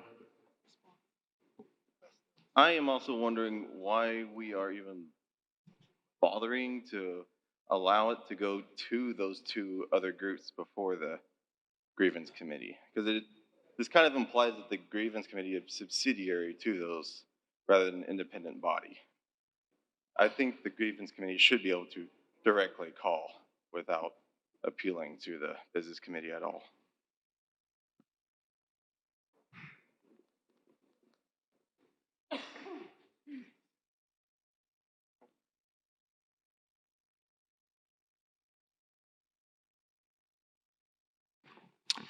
Whenever, one sec, Kelly, I just want to speak to that really quick. And then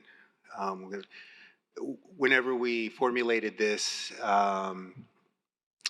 we discussed the privilege of our business committee and that we're trusting them to have, that we make requests to the chairman because it's the right thing to do, right?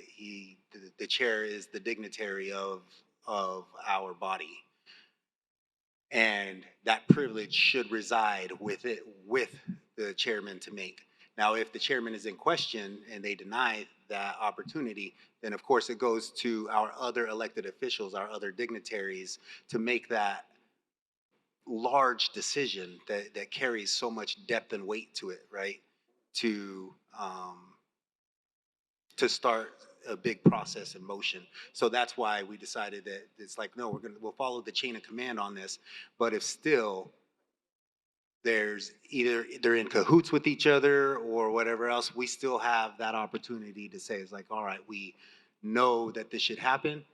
We have the support of legal counsel that says, hey, you're in the right. We're going to go ahead and call this as the grievance committee, right? So that's why it's set up in that structure. So it's more of a political courtesy than an actual policy need. Our current resolution respect states, and the right of privilege. Yeah. the current resolution states that's how the steps should be followed. So this is something that's been in place since 1958. Oh, I'm sorry, I wasn't listening. I was listening over here. Where's my pen? And you have something in your mouth. What were you trying? I said the governing resolution from 1958 states that these are the steps that should be followed, with the exception of the time periods, correct? Sort of. What we're doing with this is we're removing the Bureau of Indian Affairs for permission to do this. And we're replacing it with the grievance committee, our trust in the grievance committee.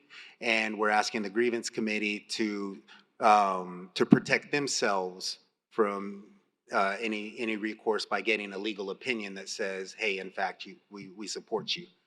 So other than that, though, that is the chain. It would go to the chairman to make the request. Then the business committee could also compel the chairman to call the business or call the meeting.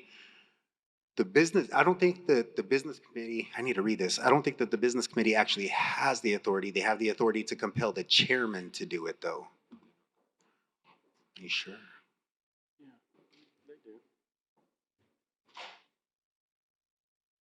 Special meetings of the Quapaw Indian Council may be called at the discretion of the chairman and shall be called by him at the request in writing of the majority of the tribal business committee or by written request of 30% of the members of the Quapaw of the general council.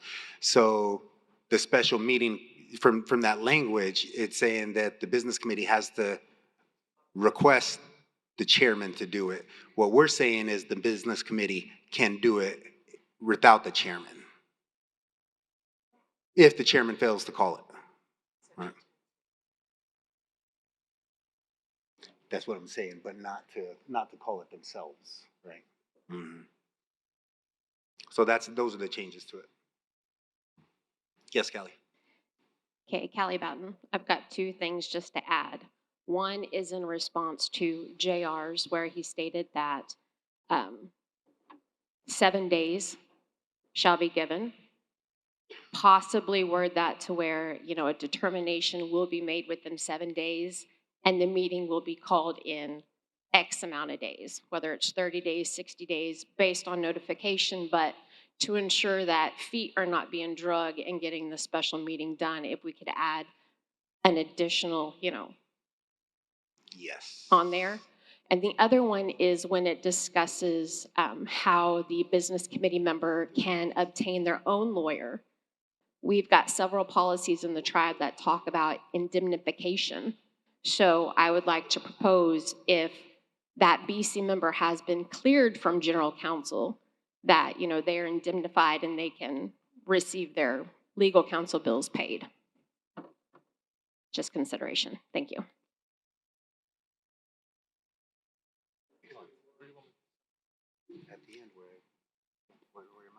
This is Tyler in the back. I've got Kelly on Zoom who's got a question. Is there or could there be a section to include someone who abuses the grievance procedures that they should be reprimanded, fined, or made not eligible to hold office in the future? One more time, I'm sorry, we had a side discussion happening here. Sorry about that. So basically, could there or is there a section to include someone who abuses the grievance procedures that they should be reprimanded, fined, or made not eligible to hold office in the future? There is not.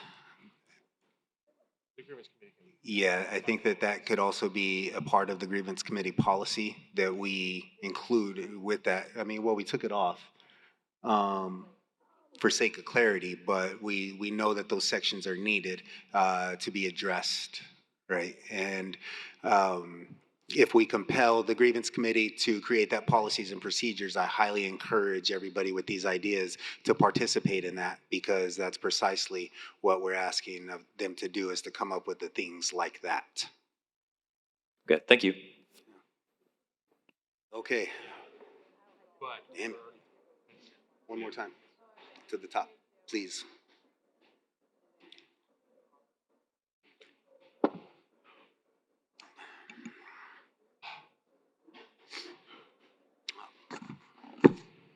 Mr. Chair,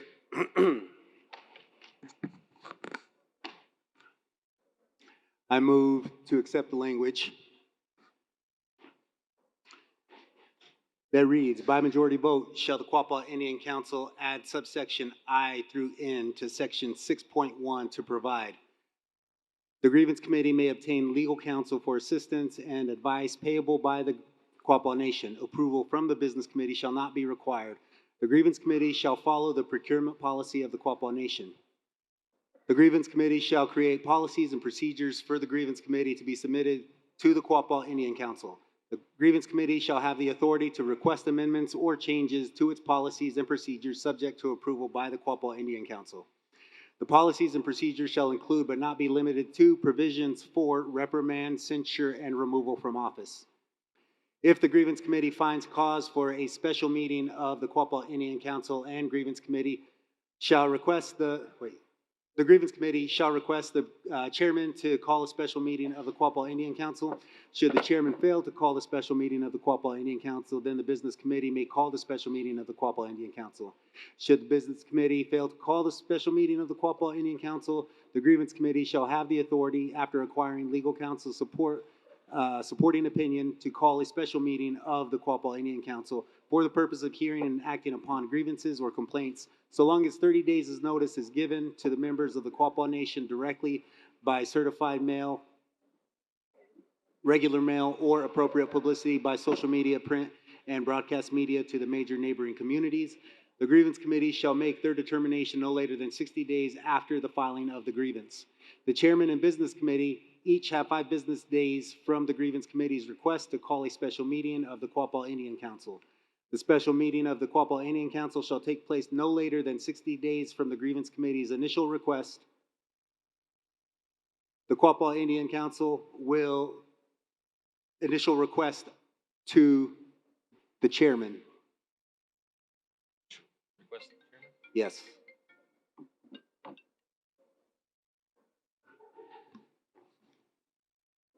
To call a special meeting.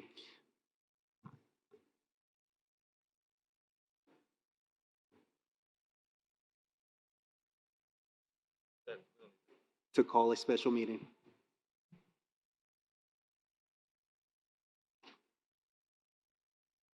Of the Quapaw Indian Council.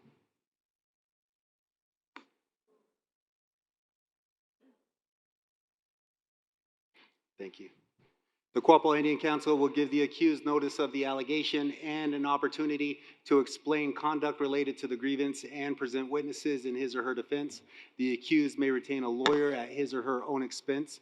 The Quapaw Indian Council shall have the power to remove the member or members for cause from office immediately to clear them of the grievance. The Quapaw Indian Council's decision is final and not appealable to any court or tribunal. In addition to the grievance procedure, the grievance committee may submit a grievance complaint and any relevant information it obtains to the tribal prosecutor for prosecution. In the notice given to the members of the Quapaw Nation, the 30-day notice will include the grievance committee's investigative report, including their determination. The Quapaw Indian Council is not obligated to act on that determination and reserves the right to come up with its own determination and recourse. Second. So I'll accept your motion to amend the main motion as well as your second. Johnny, any discussion? Hearing none, election committee, we'll move it to you for the vote. Voting has ceased. Okay, with 80% in the affirmative to change the Amendment 12, we are going to proceed, and I'm going to turn it back over to Roman to take up the next language change. Linda, I'm going to walk this language by you first, okay? What my understanding of your request is that we modify Section J to read, the grievance committee shall create policies and procedures for the grievance committee to be submitted to the Quapaw Indian Council. The grievance committee shall have the authority to request amendments or changes to its policies and procedures subject to approval by the Quapaw Indian Council. This is the part that would be amended. The policies and procedures shall include but not be limited to provisions for reprimand, censure, removal from office, and suspension. Does that mean what your intent is or request is? My concern is that there be some kind of verbiage to be able to protect general counsel and the business committee and the grievance committee, where if there's an egregious findings with someone on the business committee, that we at least suspend them during the interim of the determination of those findings until general counsel makes their final decision. That way, there's nothing can be done to further damage and create more issues. There you go, John. Johnny. Does that make sense? So what we're saying is if there's irrefutable evidence, in a sense. Basically, yes. We don't want them to be able to continue to do anything because they've been notified. At that point, they've been notified that there's going to be a special counsel, that they're being investigated. They're being told you need to seek your own counsel because you're basically going to be put on trial with general counsel.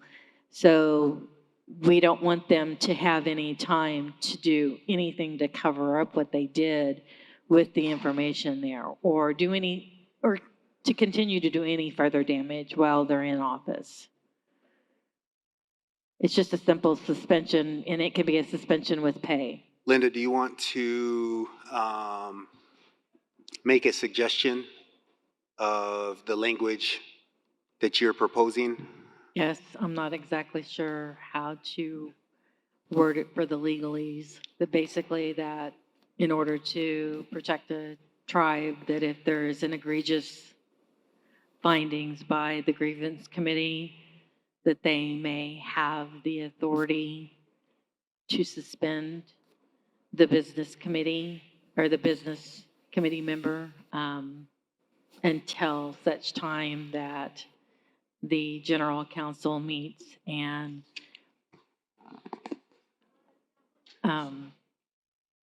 presents their own findings and determinations, whatever their decision is. Okay, Linda, the language that we came up with on this is to include removal from office and suspension with pay for actions the grievance committee determines egregious until such time that a special meeting of the Quapaw Indian Council takes place.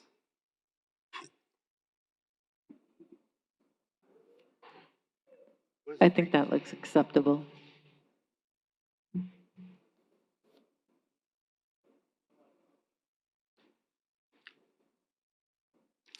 Okay, and I've made an additional change to section L, where before it said the Quapaw Indian Council will give the accused notice to the grievance committee, will give the accused notice of the allegation, because they are the representative of the tribe in that position. That appears to be appropriate.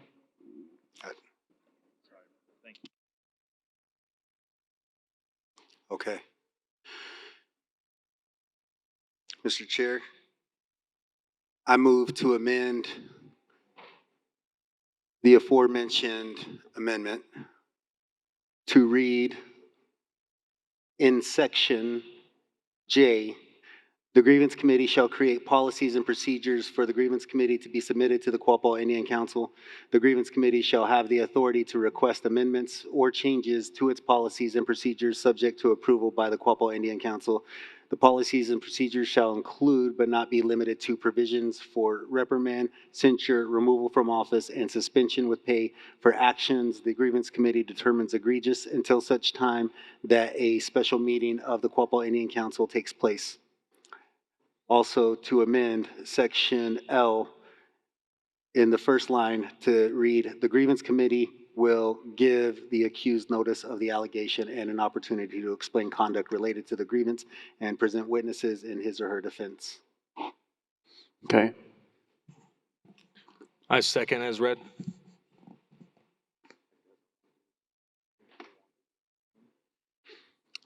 I think I'm going to rule that it's an improper motion, and further clarification should be afforded to this vote. And I'd like to do them separately. You agreeable to that? Yeah. So I'll take a motion to amend the main motion that includes your language change of section J now. Okay. And then the other one following. Yep. Okay. So I have that motion. Yes. Do I have a second? Okay, we have Yes, a I second. Your second? Will you withdraw your second so I could amend? I withdraw my second. I withdraw my motion, and I would like to make a motion to amend section, Johnny? No, scroll, please. So we're still in the main motion. Johnny, scroll it, please. Or the other way, the other way. Johnny, scroll, please. The other way. Yes, there we go.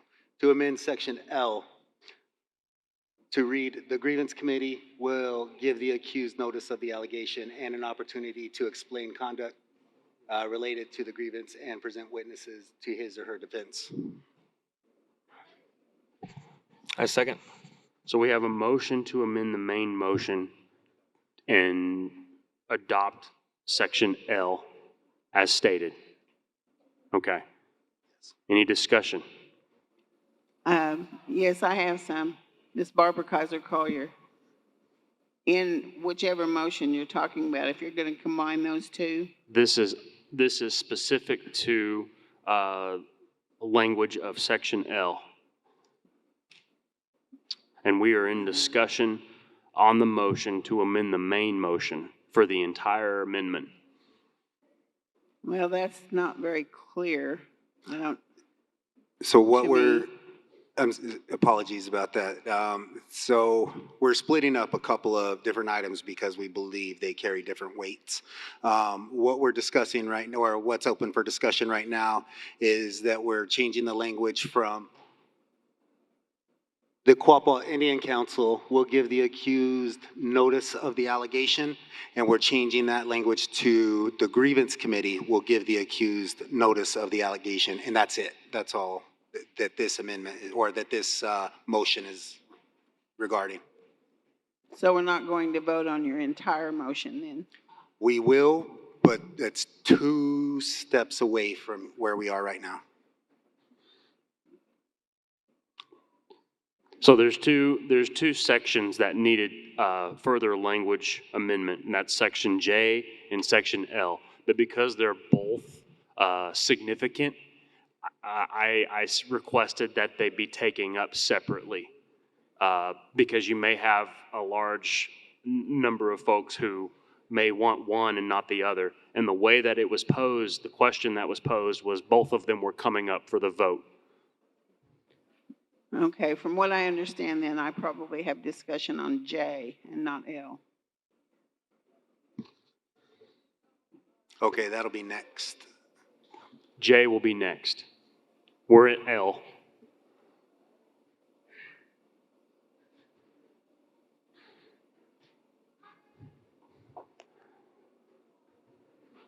Good?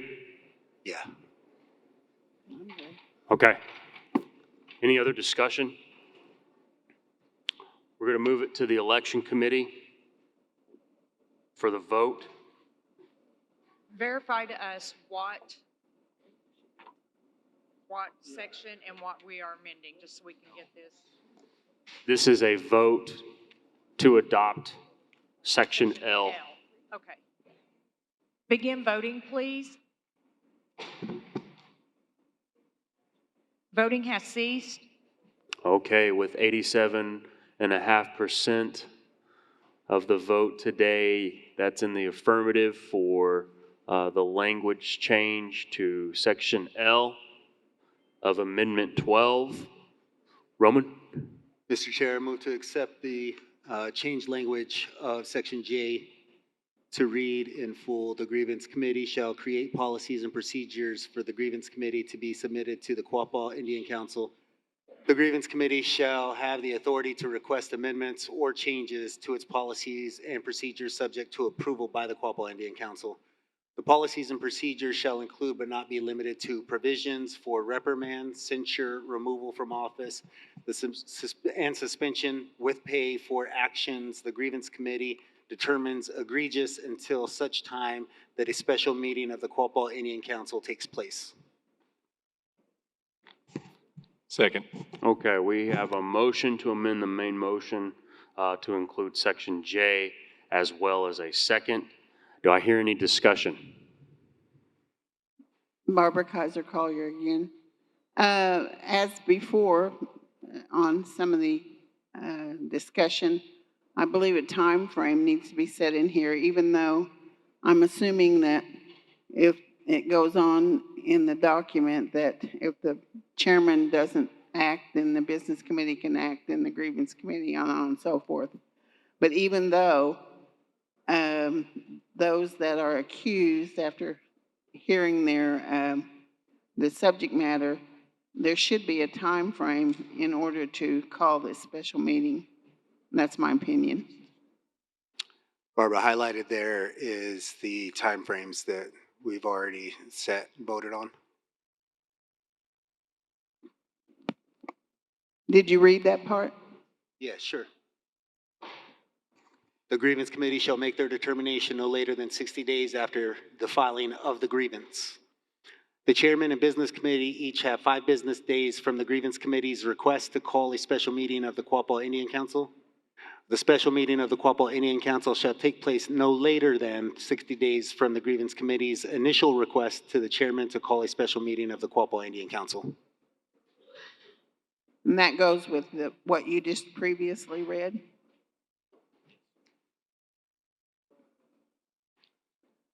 You know, it's confusing because we don't have the same thing in front of us. So we just have to go by what you read.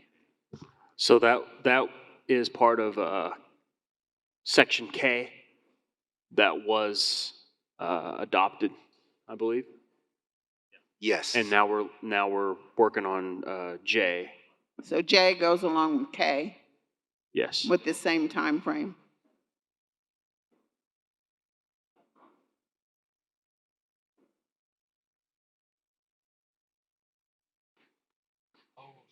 Saying that we need a time to write the.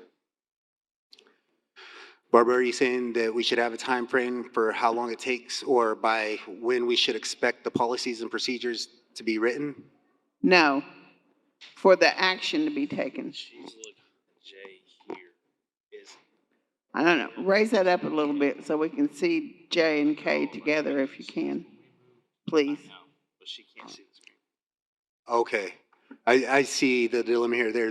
And this was just brought up to us also earlier, that whenever we added the section for policies and procedures to be in this section, those other items got bumped down. So the J that you're seeing in your document is actually K now, and we've created a new section J, which is on the screen. Or my apologies for that. Well, yeah, like I say, it's kind of confusing when you don't have it all together, when you can't see it. Can they pull up J and K so it's both on there? Pull up the document on the screen. Okay, the document on the screen, so J is now K on the screen. The J in your handbook is K on the screen.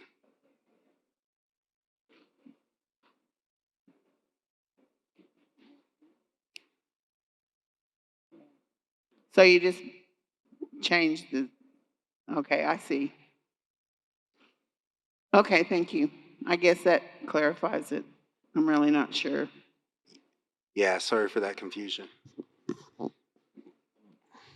Any other discussion?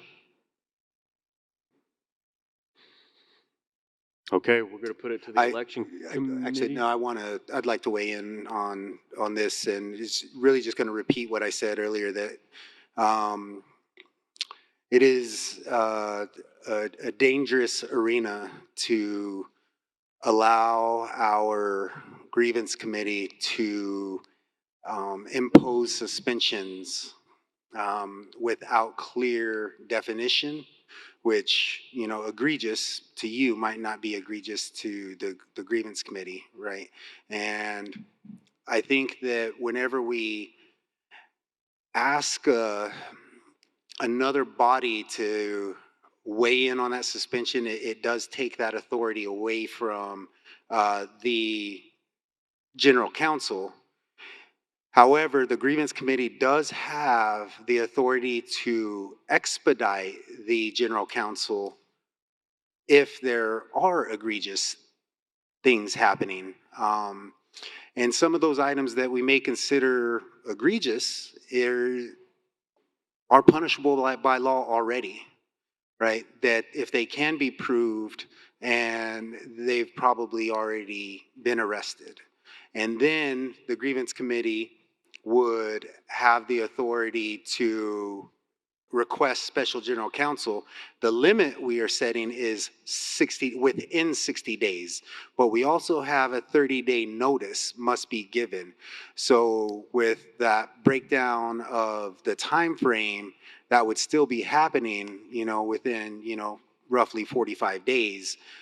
So it is on a sort of expedited course. However, I think it's way too much authority to give another subcommittee of our nation to be able to suspend a business committee member for any reason. Okay. Any other discussion? Now we'll call for the question. So, election committee.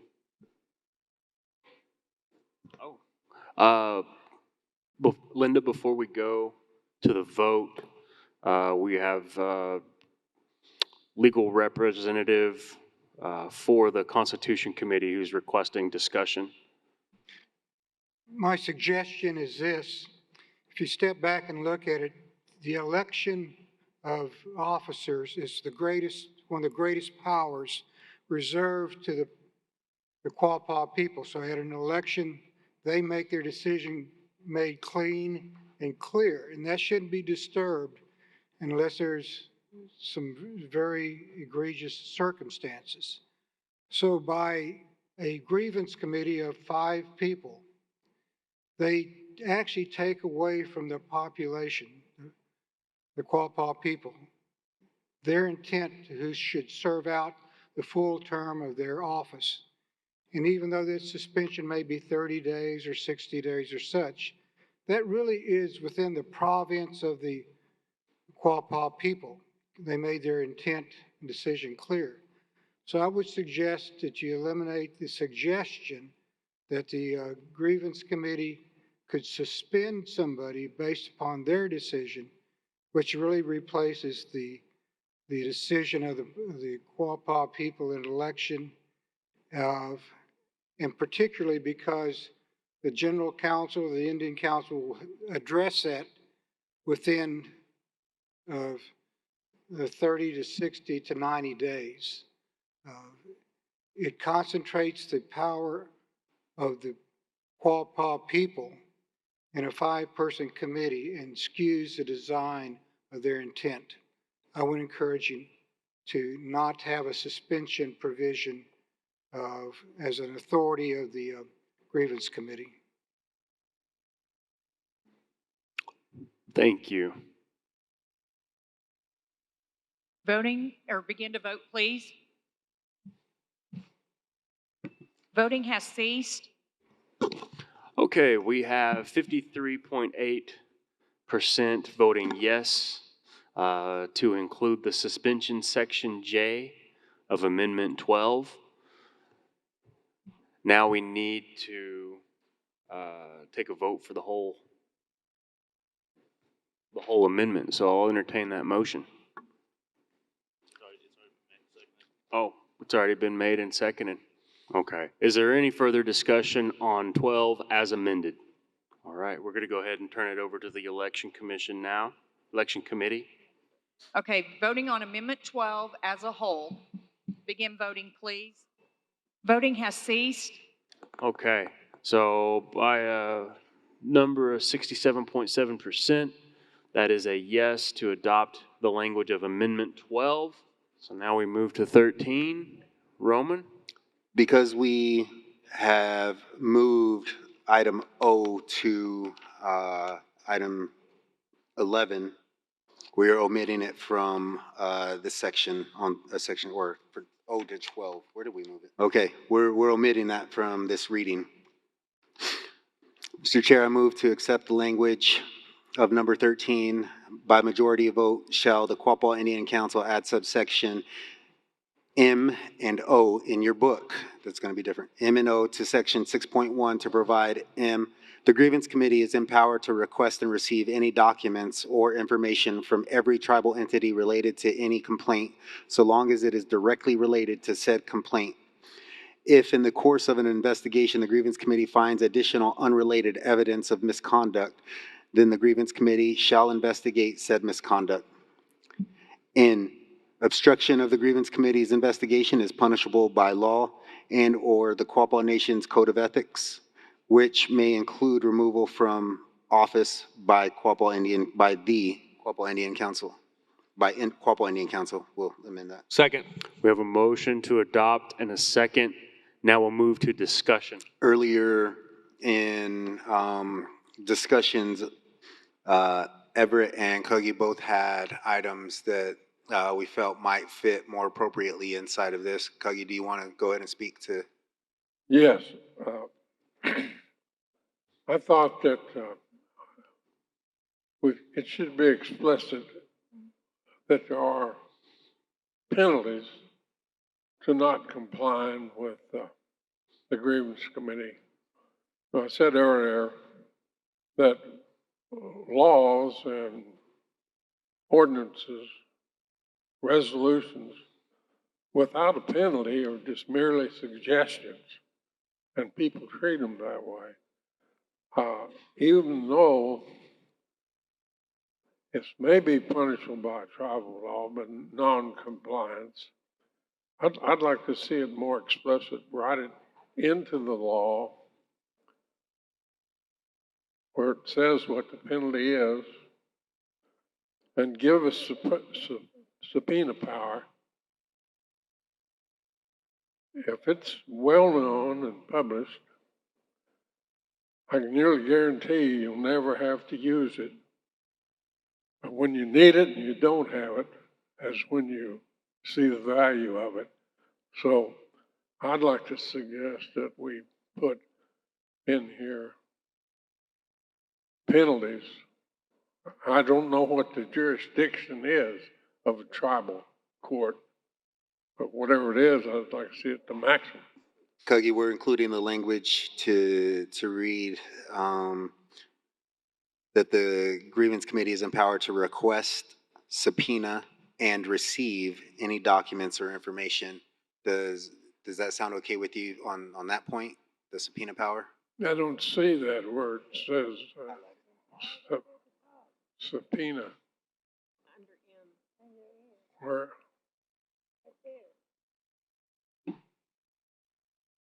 Oh, I see. Yeah, okay. Now, what about penalties for non-compliance? Okay. In section N, we're saying obstruction of the grievance committee's investigation is punishable by tribal law. That's already a tribal code that has its own fines associated with it, along with potential imprisonment, and that's already spoken to in a legal aspect. So that's clearly against the law.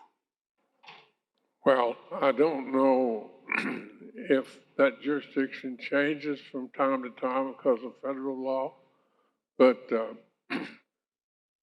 would it hurt anything to put in there what the penalties is specified in the code so that it's more clear? Because people aren't usually, don't go so far as to look up the tribal code to see how much they're endangered by not complying. Would that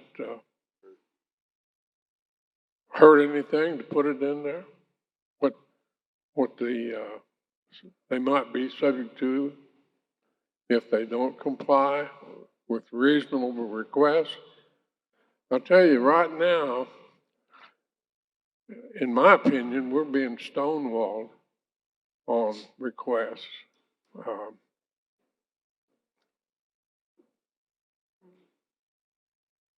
And if you don't have any teeth, it's pretty hard to enforce.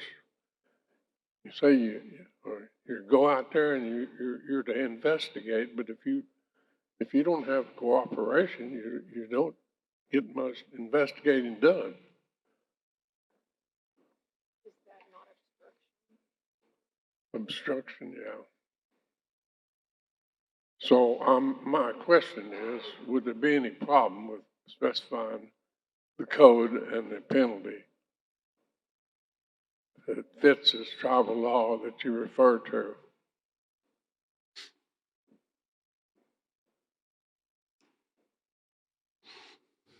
I think my response, or at least my 2 cents on this, would be that the Quapaw Nation Law and Order Code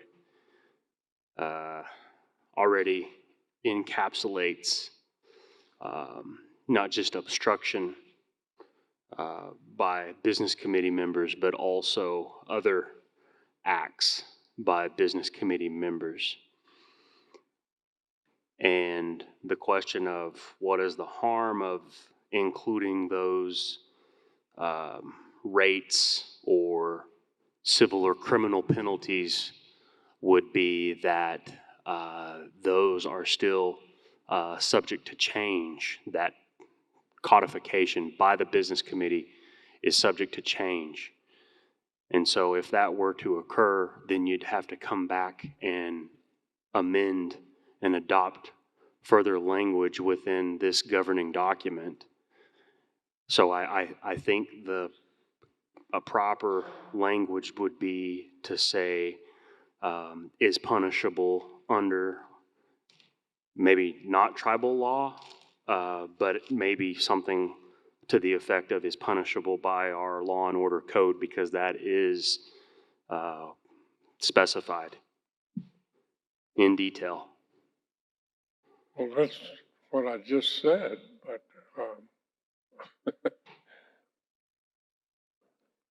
so the answer, I guess, to my question is yes, it could be a problem if the law changes.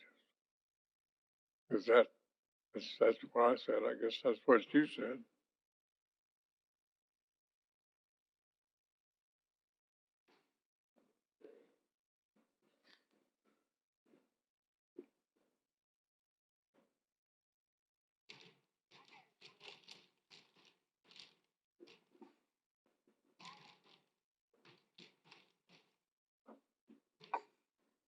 So my understanding, oh, Amy Kavistad. Hold it up. My understanding of all these laws that you're making, or everybody's voting on.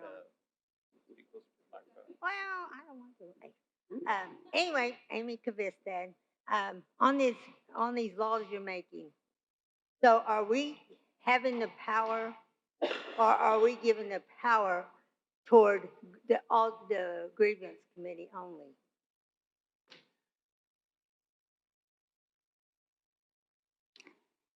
Which power? The power for these complaints. And then if we got complaints, the workers that work for the tribe are afraid to file signed grievances, even if they agreed with it. So how are we having any say to sign anything? I mean, you're stating here that the grievance committee investigation, well, we're all looking through things and coming up with our own conclusions. But if a person's got a grievance towards somebody and they're afraid to lose their job because they work for the tribe, what kind of law is that? If we're just letting the grievance committee. So we're giving the power back to the grievance committee? General counsel won't be able to say? Amy, I don't see anywhere in here that removes any powers from the general counsel, that we are being explicit in giving our elected representatives on the grievance committee additional power. We're putting it in black and white for them to, so that nobody can refute that they have access to information. So our vote, our power is in our vote whenever we elect that grievance committee. 3 current, hopefully 5 after the election. One of the issues I have with, and this is just I'm engaging in the discussion here, just want to be clear on that. If we were to allow punitive measures by our grievance committee, that we could essentially run into double jeopardy aspects of us bringing suit or trying somebody in a sense in our own way for something, and then that can no longer be done in a tribal court because we've already tried them for that. Okay, so I think that there's some things that could be considered in that regard, you know, as we're you know, brainstorming these authorities, that we should keep that in consideration too, because we don't want to handcuff our tribal court in being able to act either, right? We want them to be able to prosecute legally. Any other discussion? Now we'll turn it over to the election committee. Linda? Begin voting, please. Amendment 13. And this is on adding the subpoena language. Just want to clarify. 25 seconds remain. Please cast your vote if you have not. Voting has ceased. Okay, with 81%, we're looking like a yes for the subpoena language to be adopted into Amendment 13. Roman, I'll turn it back over to you. Mr. Chairman, I move to accept the language as amended. Okay, we have a motion to accept the language as amended for Amendment 13. I second. And now we have a second. Any discussion? Hearing none, we'll turn it back over to the election committee now for the vote. Begin voting, please. Voting has ceased. All right, looks like Amendment 13 passes, is adopted with 83.3%. I'm going to turn it back over to you now, Roman. Ladies and gentlemen of the council, I'm going to jump over to number 16 and 17. We'll do 16 first and then 17. But just want to let you know I think that these could be a little more expeditious than the others.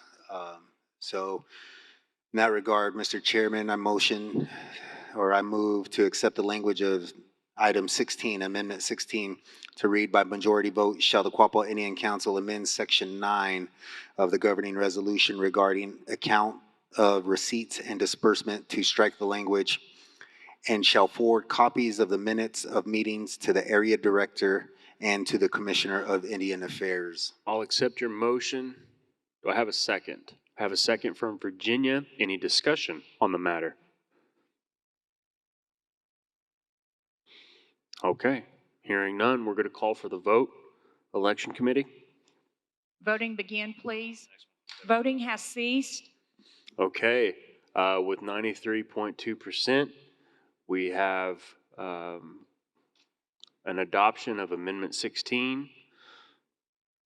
Now we're going to keep going.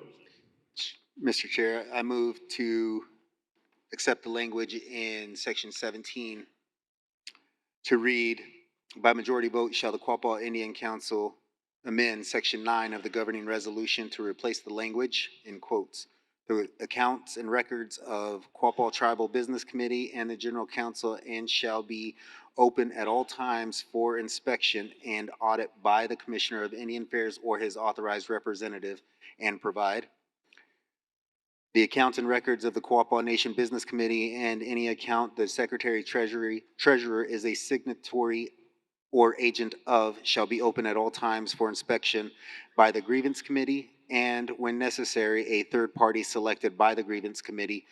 Expenses incurred for said inspection are to be paid from the Quapaw Nation General Fund. I'll accept your motion. Second.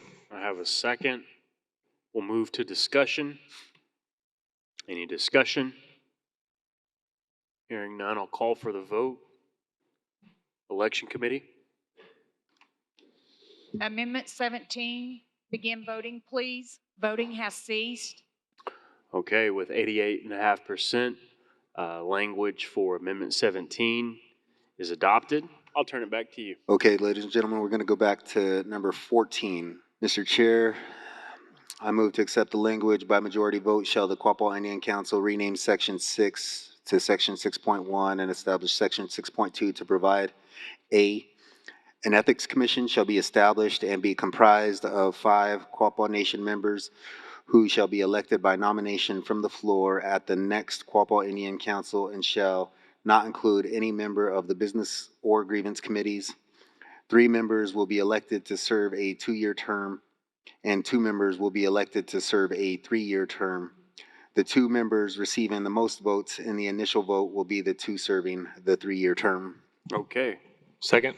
I'll accept your motion as well as the second. Now we'll move to discussion on the matter. Any discussion? Well, I'd like to propose an amendment to the amendment that no employees of the nation be on the Ethics Commission, like for discussion on that. So I think Coogie's suggestion would be most appropriate right after the word grievance committees. So member of the business or grievance committees or employees of the nation or its entities. Yeah, I'll reiterate what he said. He would like to amend the language to include that no tribal employee be allowed to serve on the Ethics Commission either. There was a question to your request as to why. It's too easy, in my opinion, to put pressure on employees. We've had experience with it in other areas, and my intent is to go I'm going to make a motion to go back and try to reconsider the another amendment that we made. These committees, well, give you an example, the grievance committee pays $400 a month. I have to come up here and buy a room, have to pay for it, drive over 100 miles to get here, and pay someone else to work in my place because we work on Saturday. We don't make any money out of this, but if people are willing to weaken a entity by having people on there that could be manipulated for $400, just think what you could do to them if you threaten them with their livelihood. And you think it doesn't happen, but it does happen. I've seen it in many places, not just here, everywhere else. I just think it's a bad idea to put employees on this type of committees where the subject of the discipline or question might be their bosses. This is Molly Drapo, and from what I'm getting from his statement is all Quapaw tribal employees or Quapaw Nation employees are basically unethical.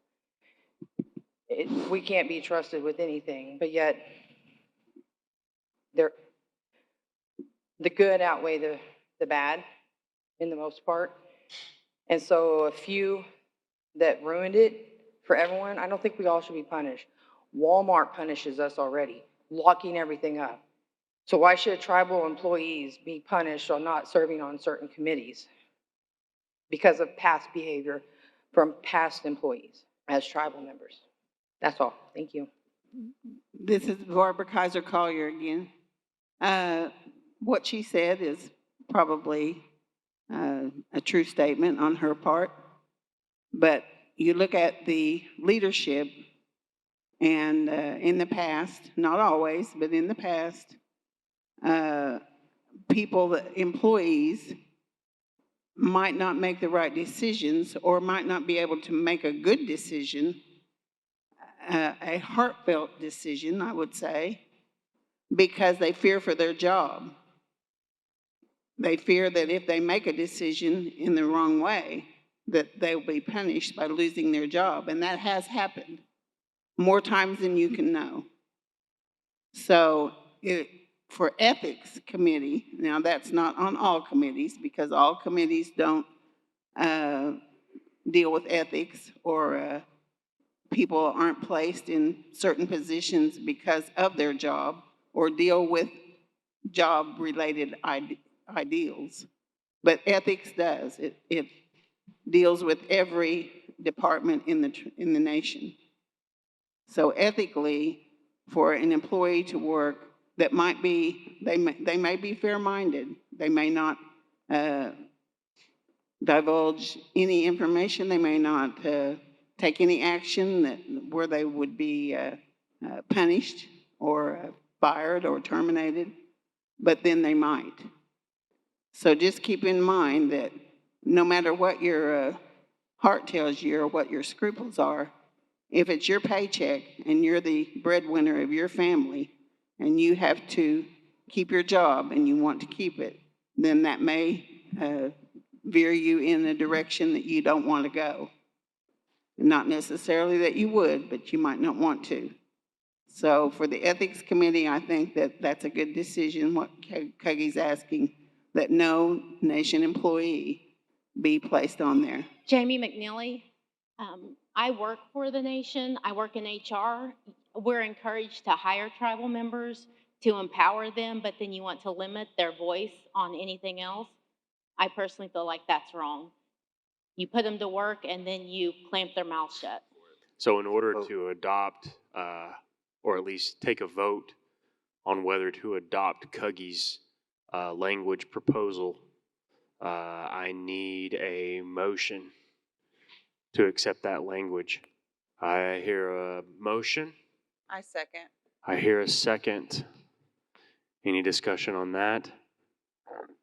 We'll move to a vote to adopt that language that includes the clause highlighted. Election committee. Begin voting, please. Voting has ceased. All right, now we have 68.2% voting for the language amendment to be added to Amendment 14. Now I'll entertain a motion to adopt the entire amendment as stated. Mr. Chair, I motion to accept the language as amended. Okay, we have a motion to accept the language as amended. Second. And we have a second. Any discussion? Hearing none, I'll call for the vote and turn it over to the election committee. Begin voting, please. Amendment 14. Voting has ceased. Okay, by 81.3%, we have adopted the language for Amendment 14, and I'm going to turn it back over to Roman now. Mr. Chair, I'm going to motion that we table items 14, or item number 15, and item number 6, which still needs to be removed from the table, and adjourn for the evening, and picking those back up with our next scheduled meeting. 15 and 6 or 6 and 15, it doesn't matter. We're still in the same meeting, so if we adjourn today, it's okay that we don't remove item 6 from the table because this meeting still has not been adjourned from October. No, 6 is has to do with removing the business committee from the DDA and all other commissions. And just so everybody knows, there's a legal opinion at the front of your books in regard to that. So They're deciding that right now. So because we're in the same session that we'll pick back up tomorrow, just to clarify, this is an adjournment to break until that time. I amend my motion. Okay. Mhm. What time we want to pick it back up tomorrow? 9 o'clock. Okay. Yeah. A motion to adjourn until 9 o'clock tomorrow. Do I have a second? We have who said that? We have Everybody. Pick one, Weena. Okay. So we have a motion and a second. Any discussion? I'm going to call for a voice vote on this one. All in favor signify by saying aye. Aye. All opposed? Any abstention? We are recessed until tomorrow at 9 a.m. Thank you. Gonna gay.